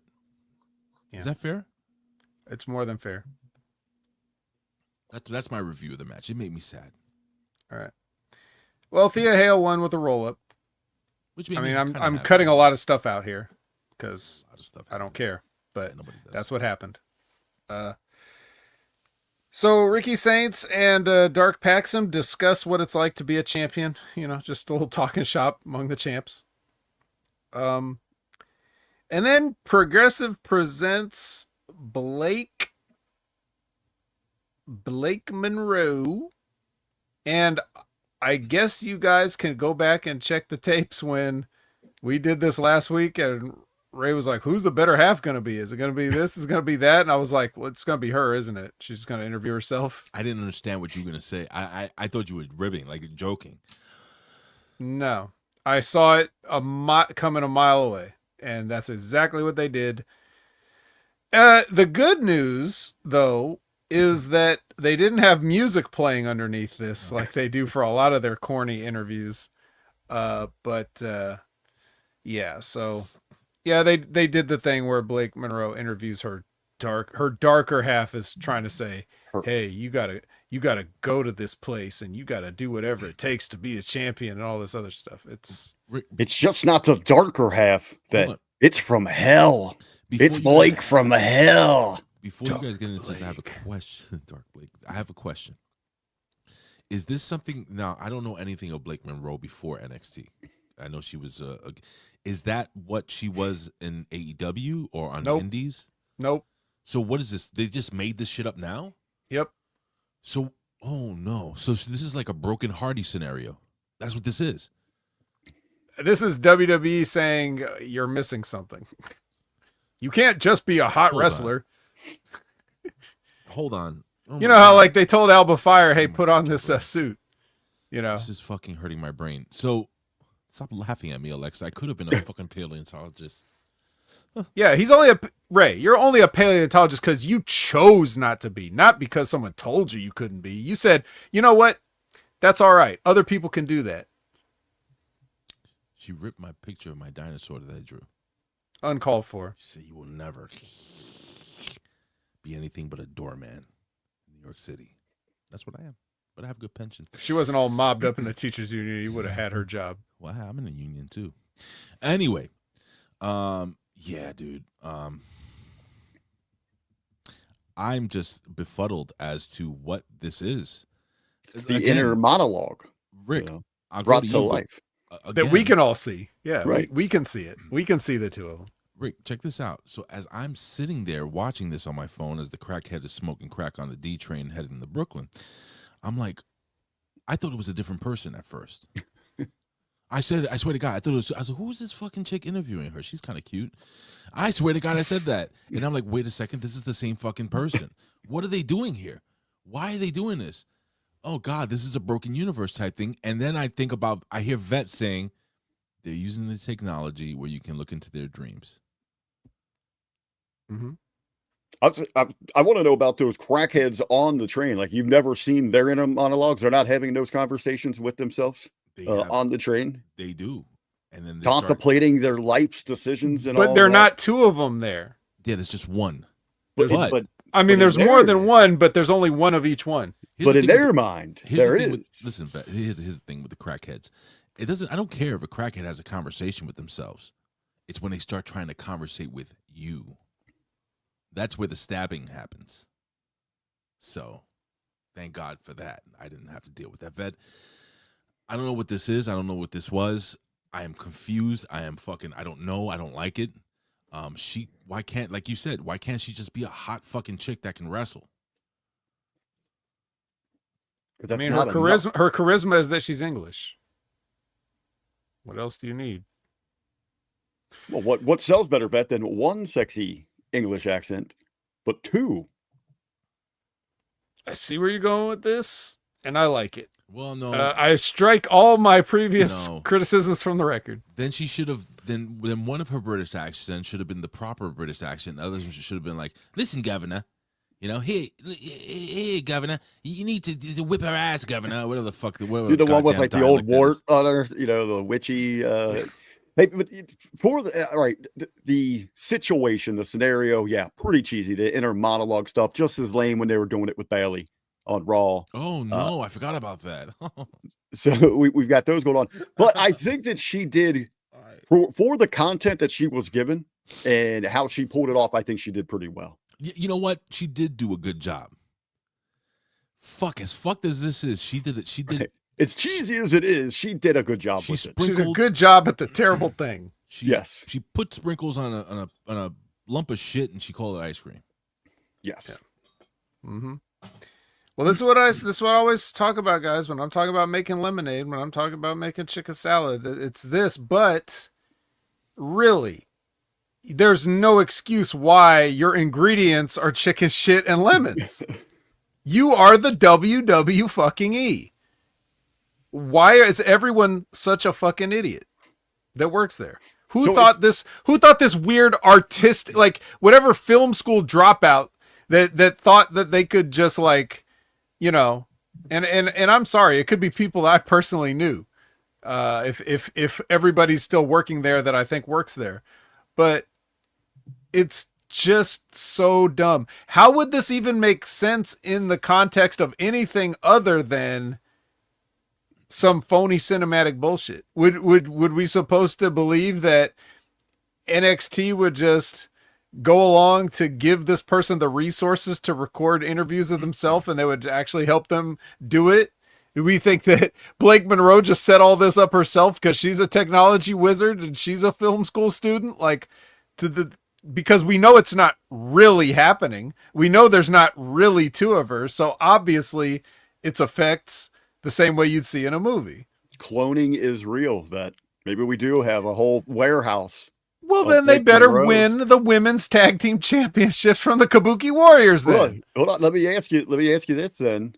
So, what are we going to get? Like the internal struggle of her just like arguing with herself in the match, and then Soul and Zaria arguing, doing their thing, their conflict. So in this match, here's the problem. Here's even another problem. Just like, even if I wanted to go along with this bullshit, let's just say I want to accept it on its own, on the face of it, accept it on its own terms. Okay, you're doing this, right?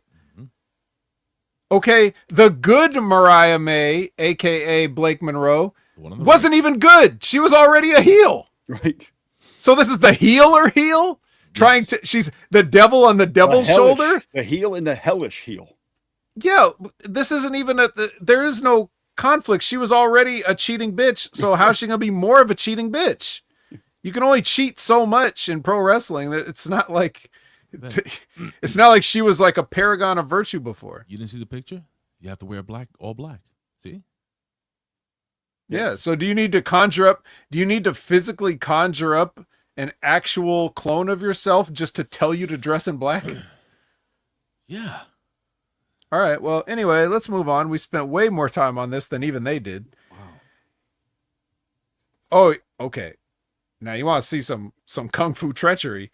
Javon Evans is on the phone with Leon Slater. Oh, Leon's not there. They got a FaceTime. He's not even there. He's probably in jolly old England somewhere. Yeah, boy.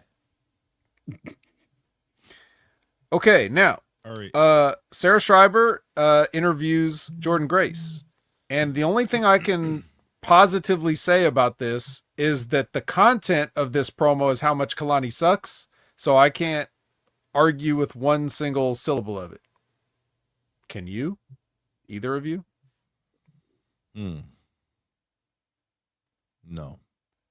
Because she does suck at everything except maybe the wrestling part. Is this where they were talking about being selfish? It's okay. What do you mean? Okay, I was just make sure that I remember the dialogue between the two. Yeah, it was just odd, very odd.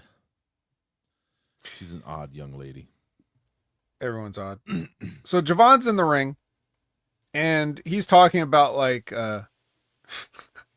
he said a funny line, and it wasn't funny because he meant it to be funny. It was funny because it was dumb as fuck, and I hope that nobody there gave him this to say.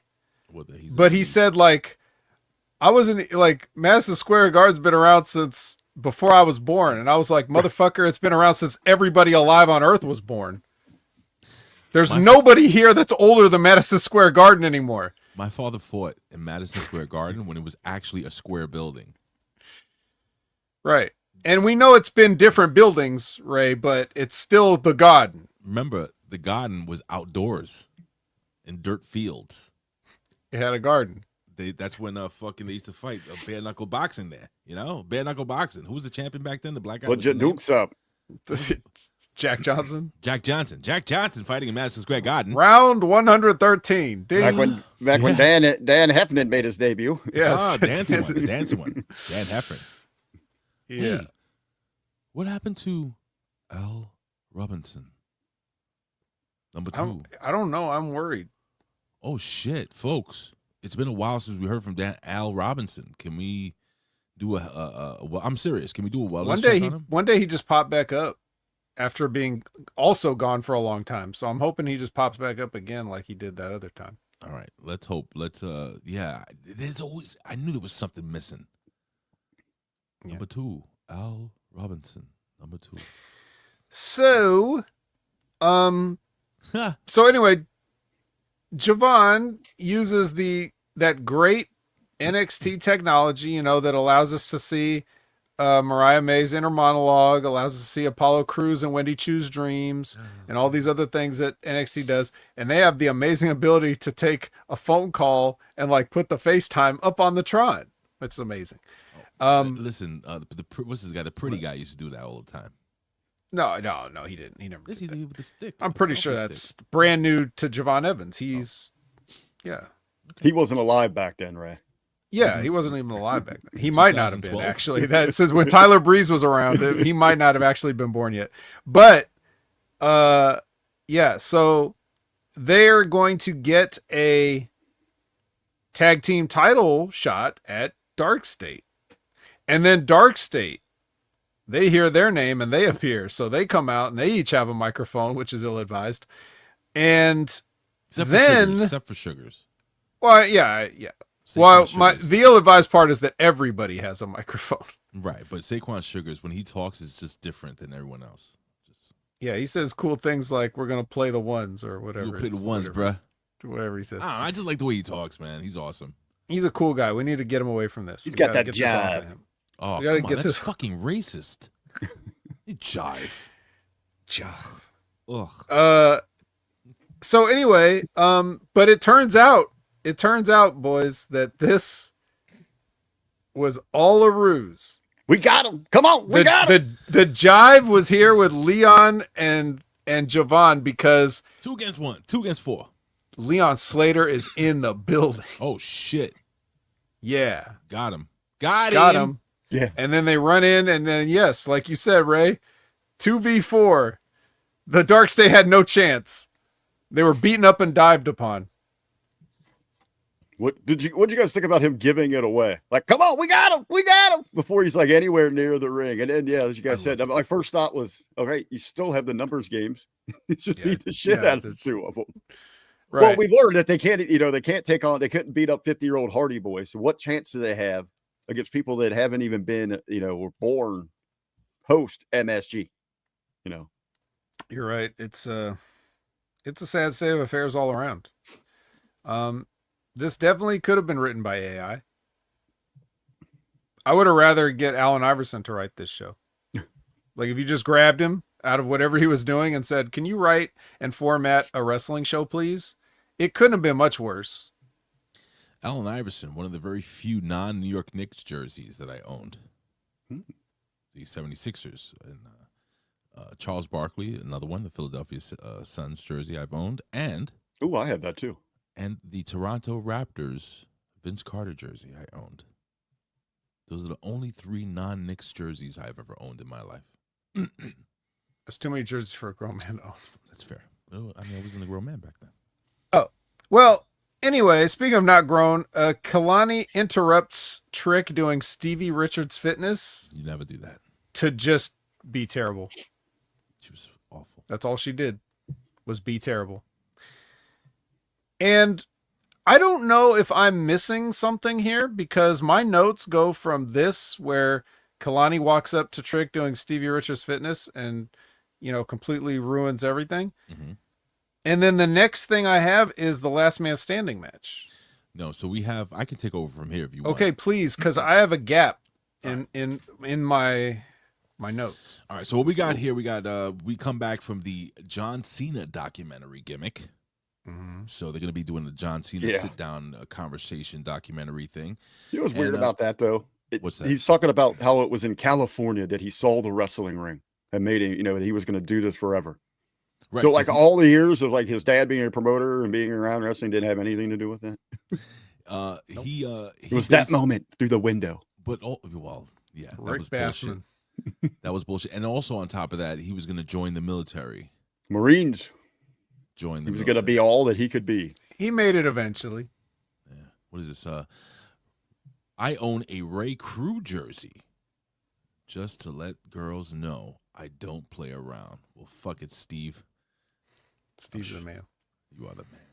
All right, so we got Fallon Henley versus Skylar Raye in the WWE Speed Women's Championship Tournament first round.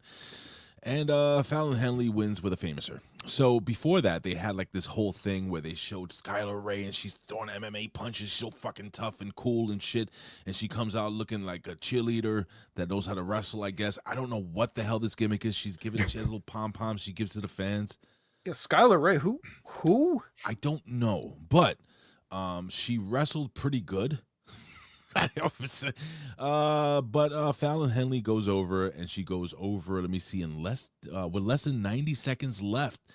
They went from a DDT into a gimmick Snabitz, into a spin-out Ace Crusher, into a famouser. So that's what we had there. Yes, yeah, it was like all right, 20, what poor Mark 22, had to write all that down. 22 on the clock. Also here of note, the first round match is the semifinal match because she wins this match and now she's in the finals at Gold Rush. The question I have for you, Vet, is who the fuck is Skylar Raye? I didn't even see this.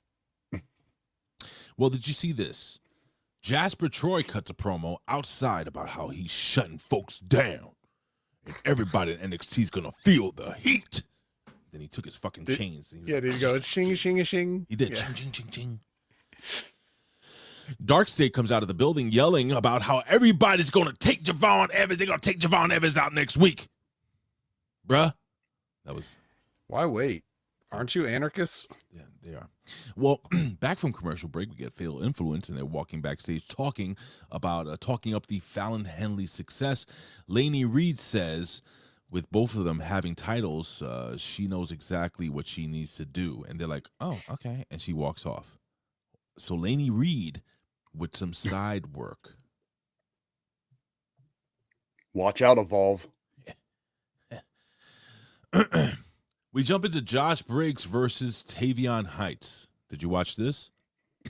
Bro, I'm seriously, it goes, when I click part 2 on my little gimmick website, it goes straight to the last man standing match. It cut all this out. Well, we'll have Rick break this down. Rick, Josh Briggs versus Tavion Heights.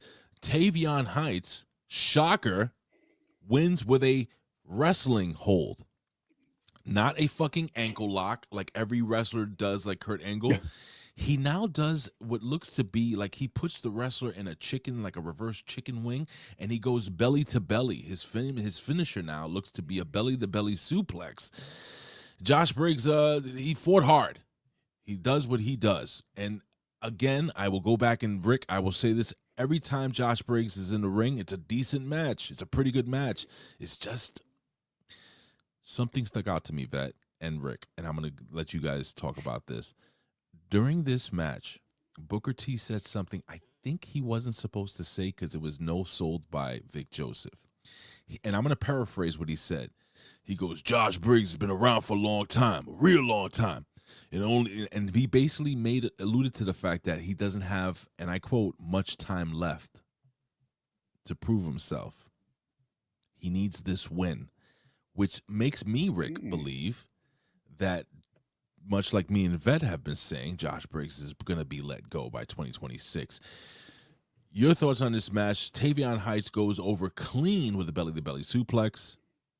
Your thoughts on this whole match? I think you kind of laid it out there with Briggs. He's a good hand to have. You know, like there's no bad matches with him. No. Character works fine, but where does he excel? What stands out? He's tall. Right. So yeah, I mean, it's nice to have a big body like that. He's I got guess. a skull that smoke comes out though. But like you're saying here, when you hit your glass ceiling, where do you go? I mean, it's like, is it one of those cases where they just let him go, or do they call him up and let him flounder there? Well, you go to the hospital. If you go through a glass ceiling, you have cuts all over your body or bruising. If you got a big old hard head, bruising. You know, you're bruising on that shit. Go through that ceiling of nails. But yeah, where could he go with that, with his gimmick and all that? Nowhere.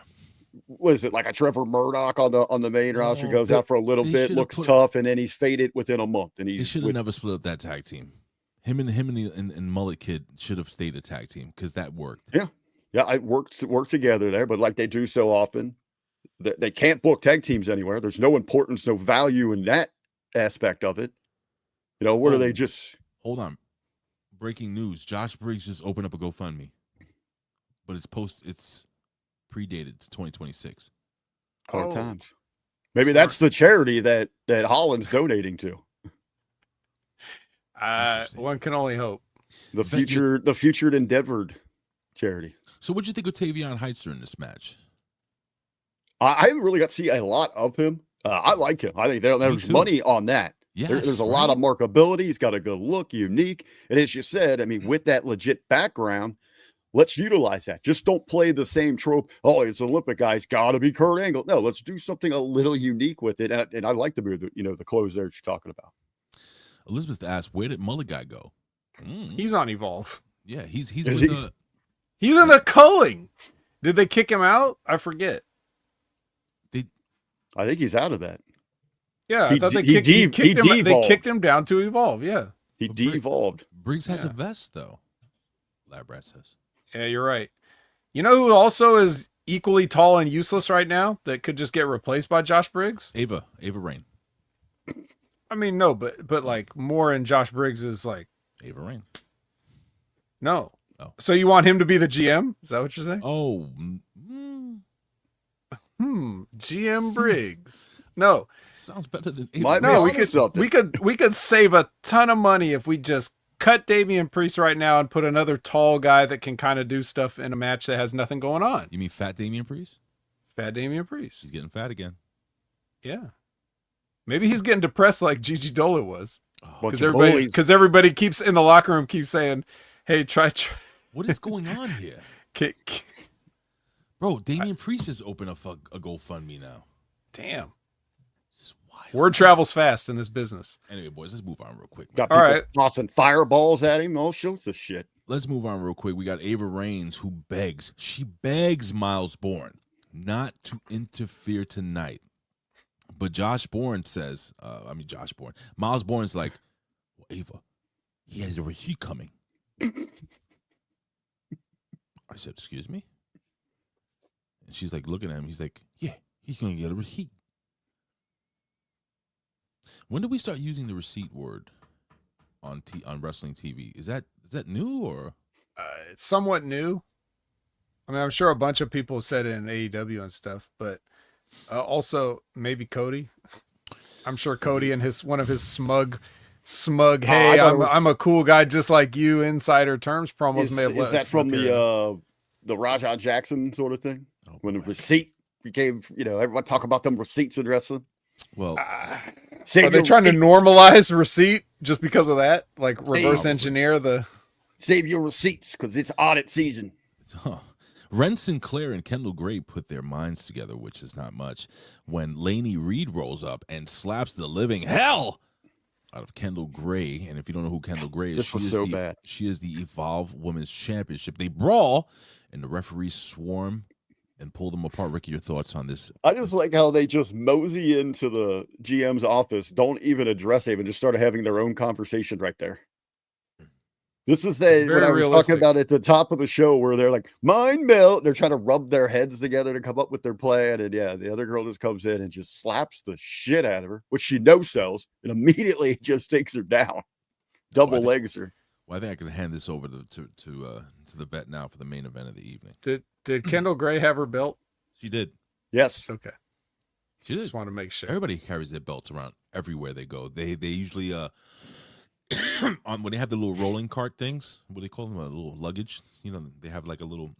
I think they made like a little holder, like a little strap, so you could put your belt on top of it. Custom belt holder, yeah. Yeah, there you go. I would just wear it so I have my hands free at all times, but especially if everybody's running around slapping.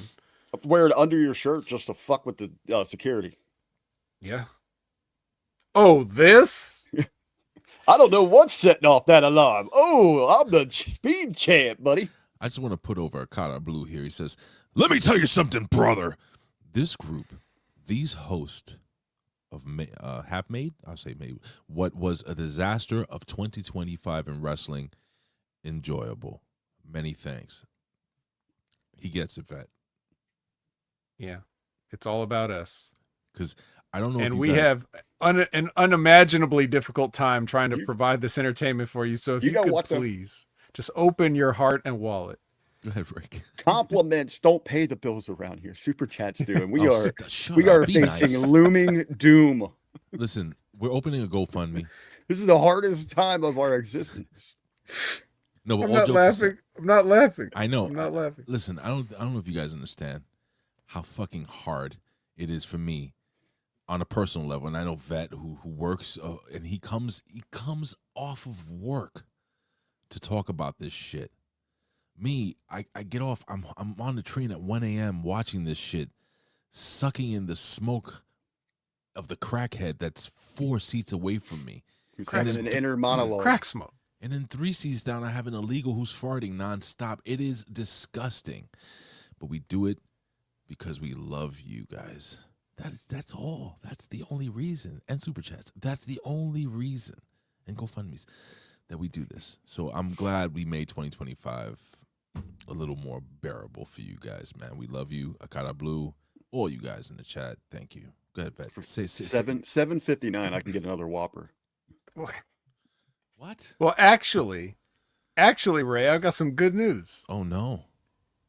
You don't actually have to hand it back to me, because this last man standing match between Trick Williams, Disavowed, the challenger, Disavowed.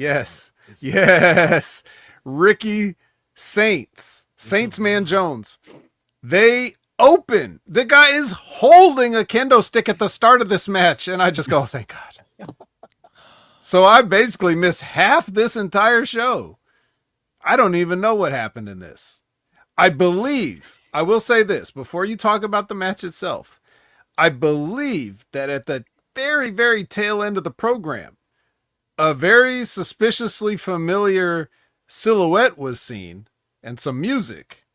But other than that, I have no idea what happened, who won, anything. So take it away. So Rick, so I'm going to go to you because I know you and I both watched the entire match and we didn't disavow the match. And it's fair. Vet's always said from the beginning that as soon as a kendo stick pops out, unless it's a kendo stick on a pole match, it's going to be disavowed. That's fair.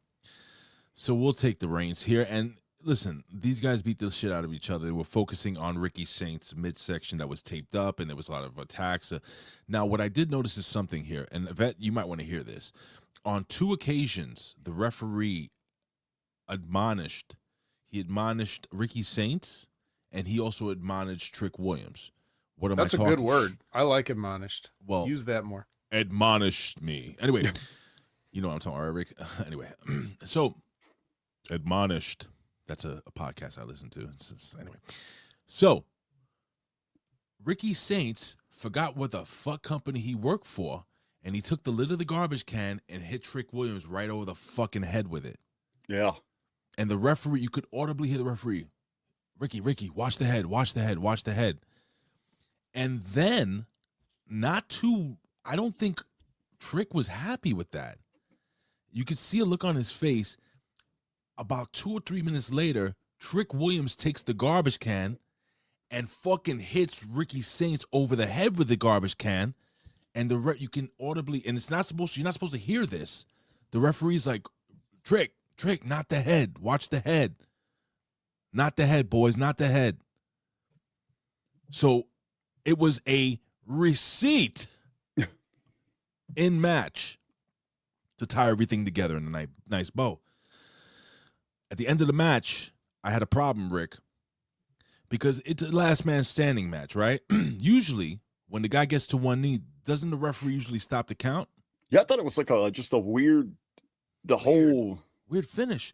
So Ricky, like how it played out, with one just trying to get back up and the other one just not quite there. So long story short, Ricky Saints hits Trick with a chair, whatever, outside the ring, right? Spears him through the table. So Ricky gets up first, Vet, right? And Rick. And then Trick Williams gets up to one knee. I'm thinking the count should stop. Then Ricky Saints mush, you know what a mush is, right? When he mushes him, and the referee continues the count 9, 10. Once Ricky Saints makes contact with him, if I'm correct, the count's supposed to stop. Once Trick Williams is on that one knee getting up, the count's supposed to stop. But the referee continued to count and counted out Trick Williams. It was I wish you would have watched the end of it. It was a very odd finish. And then obviously post-match, we'll talk about the Obafemi thing. But go ahead, Rick, what did you think of this? Did you notice these things as you was watching this with the headshots? I did see the headshots. All right, so go ahead, man. It said, because it was like, damn, that's a little stiff there. That hurts. So you want to get that shot back. But even the ref, you could visibly like, okay, they're getting scolded here for this. Okay. But the match itself, we got weeks of these guys beating each other up everywhere, right? I mean, there's beating the living hell out of each other. It's a nice little payoff stipulation here for it. I'm not really sure why this is a television match. I mean, we got all these big pay-per-views, PLEs, specials coming up. Why is it not, part of that? But I guess this show, which was heavily hype-based and a lot of talking, not so much on the wrestling side, needed a big main event like this, some kind of big stip, big payoff to get people tuned in for it. They got there, just beat the hell out of each other. It's typical last man standing. But as you said, Ray, once you engage more contact, that should restart that count. And even not just to a knee, he kind of got up off that knee, or just had the wobbly legs, and then went back down. But time out real quick. The professor says part of the bylaws, and professor actually read the wrestling rulebook manual. You must be vertical for more than a full second. Hope that, but that never happened. Come on, this is loose and easy WWE with the rules. Just like when you go outside and break a count, sometimes they'll keep counting it. Sometimes they start the 10 count over. This was they put a stipulation on something, didn't really have a viable way out of this thing. So one of the questions I do have for you is that you can even answer without seeing this is, now does Trick has to go up, right? I mean, he has to leave NXT. I mean, what else is there for him right now? Well, I mean, traditionally that's what you would think, but as I keep on pointing out, we live in a different time now. This isn't some regional territory that is only going to be seen by a select group of people. You had this guy lose a match on, I guess national television. So now we're supposed to be excited for him to make this jump up. It just doesn't work. So yeah, that might be what they want to do. I mean, Trick is done, and there is nothing left for him in NXT. Right. Or TNA. And he hasn't right. And I understand like a month. Yeah, and I understand the tradition of, doing the honors on your way out, but fuck that. This is different now. You're not on the way out. It's all WWE. So they have to think of other ways to do this kind of stuff. As far as the last man standing thing, yeah, you do not get to break the count when you get to a knee. You got to be standing up. So I've never seen anybody break the count on just taking a knee. Well, but there was engaged. There was contact. Yeah, now that part. Opponents. Yeah, that part of it. If you hit the guy again, it should start over. But that's what I'm saying. This is just, you're just starting to see more and more and more stuff like this. There was a finish. Oh God, there was some finish, like, I can't even remember what the match was now, but somebody was like grabbing the ropes, like during a thing, like, and it's like when you grab the rope, that's the, rope break. Oh no. It was the AEW. It was like the match with Jon Moxley and Kyle O'Reilly, the one where the finish was Jon Moxley punched Kyle O'Reilly punched the referee rather than tap out. So he's got him in like some hold, like an ankle lock or something, and Jon Moxley's hopping, and so he punches the referee and gets DQ'd, and that's like, but while he was trying to get to his feet so he could punch the referee, he grabbed the ropes while he's in the submission hold. Yeah, so it's like, this is the art is dying. Like, it's been dying for a long time, but now we're getting to the point where they're actually just breaking rules on camera that have been always, like, people have been sticklers for, and they're just, whatever. That's fine. So I was thinking to myself, Professor says here, not in the same context. Remember Rocky versus Apollo, both went down, Rocky, blah, blah, blah. Right, I get it. But here's the deal, Professor.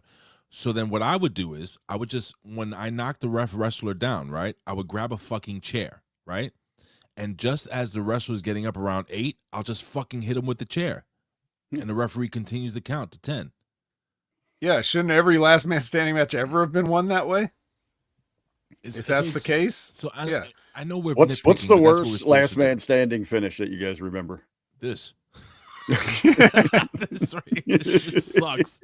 Yeah, this is pretty bad. This was the worst last man standing. And it was so anticlimactic. Like, it was just like, he mushed him down on the floor. I'm like, what the fuck? Not even a right hand or a fucking chair to the dick or anything. I mean, with a stipulation in a blow up like this, you want a big match feel, and this didn't have it at all from the get go. No, and it never was going to, because nothing about NXT has a big match feel anymore. No, man. Not even compared to what it used to be, when it would, like, we keep talking about like 10 years ago, the Barclays Center shows, or those all those takeovers and stuff, and how those felt like a big deal. And it felt like the WWE at that time on their pay-per-views, everything was just fast forward. Like, hey, here's a match. Hey, they won the belt. Hey, get the camera off and we got to get to the next match. Whatever, who cares? And the NXT took its time, had a 5-match card, built everything up, felt big, You know, kind of like the way the WWE does now too. Like those PLEs or whatever have like a short. Well, it takes a long time, but there's only a few matches, and each one feels a little bit more important. Whether you like the booking around it is different. NXT is just a shoddy mess. This is like NXT has become what WWE used to be, where it's like, yeah, whatever, let's go to the next thing. Yeah. You know, man, I remember the days, and I hate being that guy, but I remember back in the days when we used to look forward to a WWE pay-per-view because we knew we were going to get an NXT pay-per-view.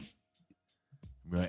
And we knew that NXT was going to blow the fucking roof off the building remember we used to argue, Will WrestleMania be better than NXT's what was the show back then? Takeovers. Oh my god. I went to NXT house shows with the guy that used to be my friend Billy Ray Valentine.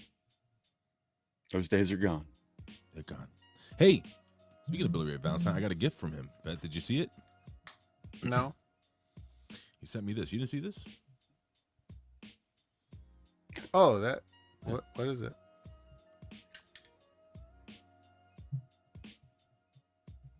Well, Big Ray, before we do get out of here, because when they faded to black, we get the big pop moment, though. Oh, yeah. So, Obafemi. We see the silhouette vet of Obafemi. Yes, he does the tiger pose. So, somebody had asked early in the chat about Obafemi. And they're like, I'm trying to find it, but long story short, like Chris Wendland saying, "Why isn't he beating Brock Lesnar right now?" Yeah, right. Because they don't run shows on Wednesday mornings. That's why. But he should be mowing through the Cena tournament, mowing through Cena all the way to WrestleMania with Brock Lesnar. And I don't disagree. So why is Obafemi still in NXT as we sign off here? Why, Vet? Why is Obafemi? Look, here it is right here. Why the fuck is Obafemi still bottom feeding in NXT instead of steamrolling everyone in the Cena tournament, including John Cena? Obafemi versus Lesnar at WrestleMania. It writes itself, and then he ends it with a big... of course, I didn't have the fucking gimmick. Yes, boy! Vet, can you answer this question as we sign off? Nope, can't answer it. Nope. Rick, can you answer this question? We need to get these guys out of NXT. But who else is there? What other stars do we have ready for main event in NXT? Well, I'll tell you 2 stars. And it's the stars of the Smack Attack. We got Rick and Jimmy T. Friday Fun. They go live 10 p.m. after SmackDown. Who would have thought of that, pal? Good shit. Terrible idea. Terrible idea. After 2 hours of SmackDown, I am so ready for bed. I kick myself in the ass for committing to that. But you got this. No? Yeah. Well, you can challenge yourself creatively by finding new ways to blaze through it. Yeah. I mean, we have this, the best intro in all of wrestling. It is. Jimmy! It goes on from there. Vet, what else you got? What you got going on, brother? Hey, what are you streaming, man, for the holidays? Anything special coming up for Christmas or maybe Thanksgiving? Are you gonna have a certain theme on your channel at Opinion Haver?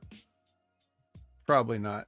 Oh shit! But it will be at Opinion Haver, and that's on all social media platforms. We talked about the Impact Attack with Brandon every Monday at 6:30 p.m. Pacific, 9:30 p.m. Eastern. We talk about the TNA half of this, of which there was no representation unless you want to count Kalani Jordan just stinking the joint out with her promo. What are they doing in TNA that they're not giving you guys shows to review? Yeah, they capitalize on their Bound for Glory show by taking 3 weeks off. No sense. Yeah. Hey, they're live this Thursday. They're live tomorrow. Hey, all right. Yeah, we've all lost interest. But wait, there's a live show Thursday tomorrow? Yeah, TNA live. Is it on TV or is it a PLE pay-per-view? I think it's on whatever channel they're on. Something, yeah, YouTube or whatever. Oh shit, I can watch it? Are you guys going to review it after, or are you doing it for the Impact Attack?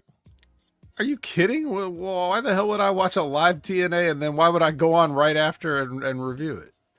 Only idiots do that. Sorry. Yeah. But also I have a job, so I couldn't do it even if I was an idiot. Well, I'm sure Brandon, actually, I think Brandon does have, he already has it in scheduled for a watch along. Yeah, he's gonna do a watch along, yeah. Shit, maybe I can't. I have to take a shit tomorrow. Yeah, Right, tune into that. Not what Ray said, but the Brandon watch along for the live episode. It's terrible. It's going to be on this channel. Check out That Wreckage every Sunday at 8 a.m. Pacific, 11 a.m. Eastern with myself and also Jimmy T. And sometimes RBV. And sometimes the professor. Sometimes. Yeah. You never know. Sometimes Squirtle. Yeah. Check out Wrestling with Rogers every Friday. Check out Stevie Richards Show every Friday. Check out Limpin' Ain't Easy every Wednesday. Unless it's not, but if it is, it's on a Wednesday. And that's all I got. And don't forget That Wreckage. The Wreckage is awesome. And I did mention the Smack Attack. And I did mention the Impact Attack. And don't forget the Monday Locker Room. And don't forget the A Show. And don't forget the Pro Wrestling Reflection. And ladies and gentlemen, this week, the Pro Wrestling Reflection is going to be reviewing one of the greatest rivalries in pro wrestling history. And it didn't happen in the WWF ring. It didn't happen in the WCW ring, Vet. Huh? It didn't happen in a UWF ring, Vet. And Rick, nothing happened in there. It happened in a TNA ring. Ooh. What is it? Ladies and gentlemen, join us this week. And it'll probably be up on my Twitter today as video. Kurt Angle versus Samoa Joe. A lot of belts. Greatest rivalries. And you know what? It was a fucking awesome rivalry. And whoever made this thumbnail is extremely handsome and well hung. With that being said, ladies and gentlemen, I think we're done. Rick, I want to thank you, my friend, for joining us here. I want to thank the chat for joining us. I want to thank you guys for the super chats. I want to thank you guys for not the super chats. I want to thank you guys. I want to thank people like Akada Blue, who appreciates the fact that me and the Vet and Rick Vickery and we and guys like Jimmy T and everybody, we watch this shit so you don't have to. We love you guys. God bless you. For all of you.